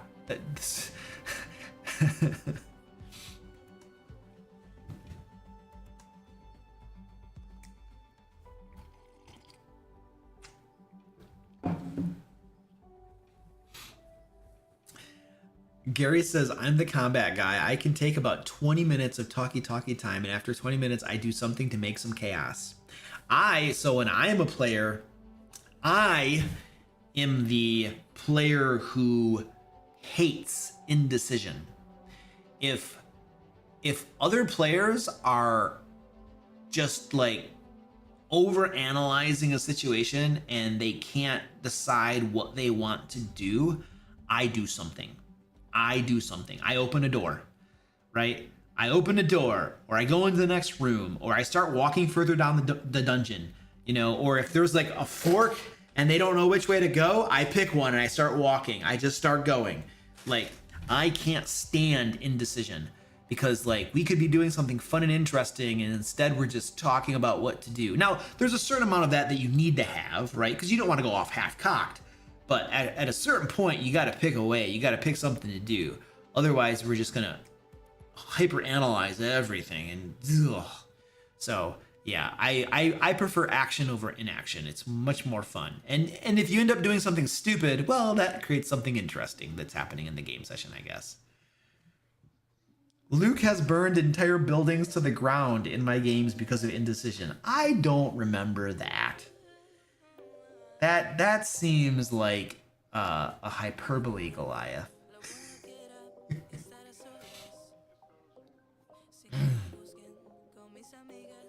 My PCs have paralyzation by over-analyzation at every crossroad. Yeah, I hate that crap. If my players don't usually fall into that type of stuff, but if it seems like they are, then I hurry them along. I put some pressure on them so that they make up their minds. You kick in the door just to push the story forward. Yeah, gotta keep it moving. My players leveled up to 14. They level up between sessions and send their character sheets to me before we play so I can check. What would you do if a player doesn't do that? Stay at level 13?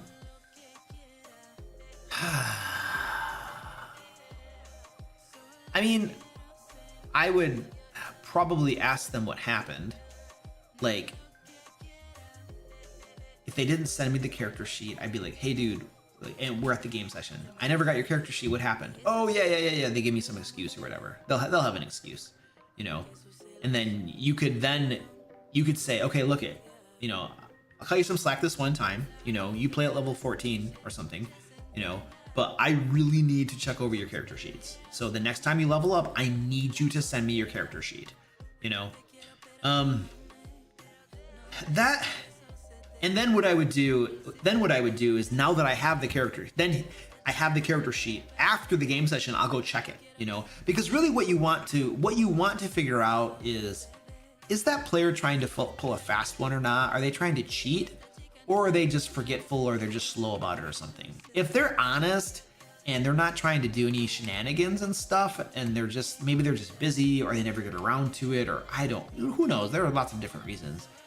That seems like one of those situations where I would just cut them a lot of slack. Unless I didn't trust them and I thought they were cheating or something, then it's a different story. But that's just one of those, it's like, there are things that you do that's like, oh my gosh, do not pass go. That's horrible, right? And there are other things where it's just like, yeah, whatever, you know, didn't send me the character sheet, so send me it next time, please, and I'll go check it now. But if it gets to the point where you can tell that they're cheating or doing stuff, then at that point you'd be like, listen, look, the last 2 times I've asked for the character sheet, you haven't sent them. And I've reviewed them after the fact, and I've noticed lots of mistakes and errors and stuff. So this is how this is going to work going forward. If you don't send me the character sheet in advance of the game session, like far enough in advance that I have time to look it over, don't send it to me 5 minutes before. If you don't send me your character sheet in advance of the game session, you're not leveling up. And the reason is that you consistently don't send it to me, and I have found lots of mistakes. And so that's where we're gonna do this. So just make sure you send it to me beforehand. Give me a day, at least a day, and then we're good to go.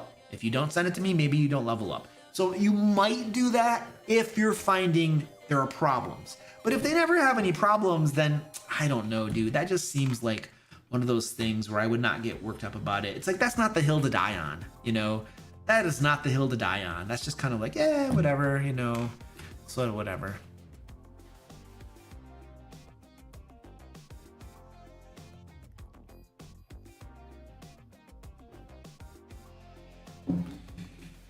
What would you do if one player was talking tactics and another player told them shut up and began talking about their plans? Then they apologized and tried to play it as a joke. I would jump all over them. I would, if I knew it wasn't a joke and the person was being a jackwad, jerk, rude, and telling somebody and speaking to somebody like that, I would be all over that. I would be all over that as a game master. I would stop things right there and I would be like, listen, dude, we do not talk to people around. We do not talk to people at this game table like that.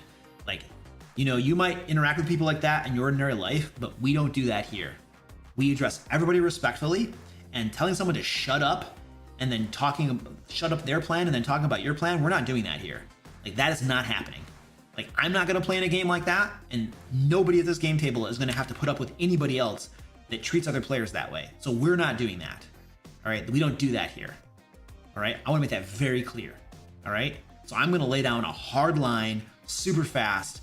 I'm going to shut that crap down immediately, and I'm going to make it very clear that is not acceptable. And I'm going to be hardcore, and it's not going to be after the game session. That sort of thing right there, that gets an immediate shutdown. I put that person on the spot, and there's a no to that. Now, if they take offense to that and they don't like that and they walk, I don't care. But that is not the sort of behavior that I'm going to tolerate and just let it pass and then like deal with it later or just kind of like ignore it or something. I'm all over that. I'm going to be on that person, and it's going to be very confrontational. I'm giving you a specific response to a specific situation. Right? In that particular instance, I'm going to be confrontational about it, and I'm going to be pretty hardcore about it, because that is crossing a hard line of not respecting somebody, So I'm not going to tolerate that. I'm on top of that. And if somebody walks because of it, I don't care. But I don't want people talking like that to people in my games and disrespecting, and nobody wants to play in a game like that. Nobody wants to play in a game like that. That sounds like some jackwad being a jerk. And if there's a jackwad in my game and I drive him away by being confrontational, then I've done my job.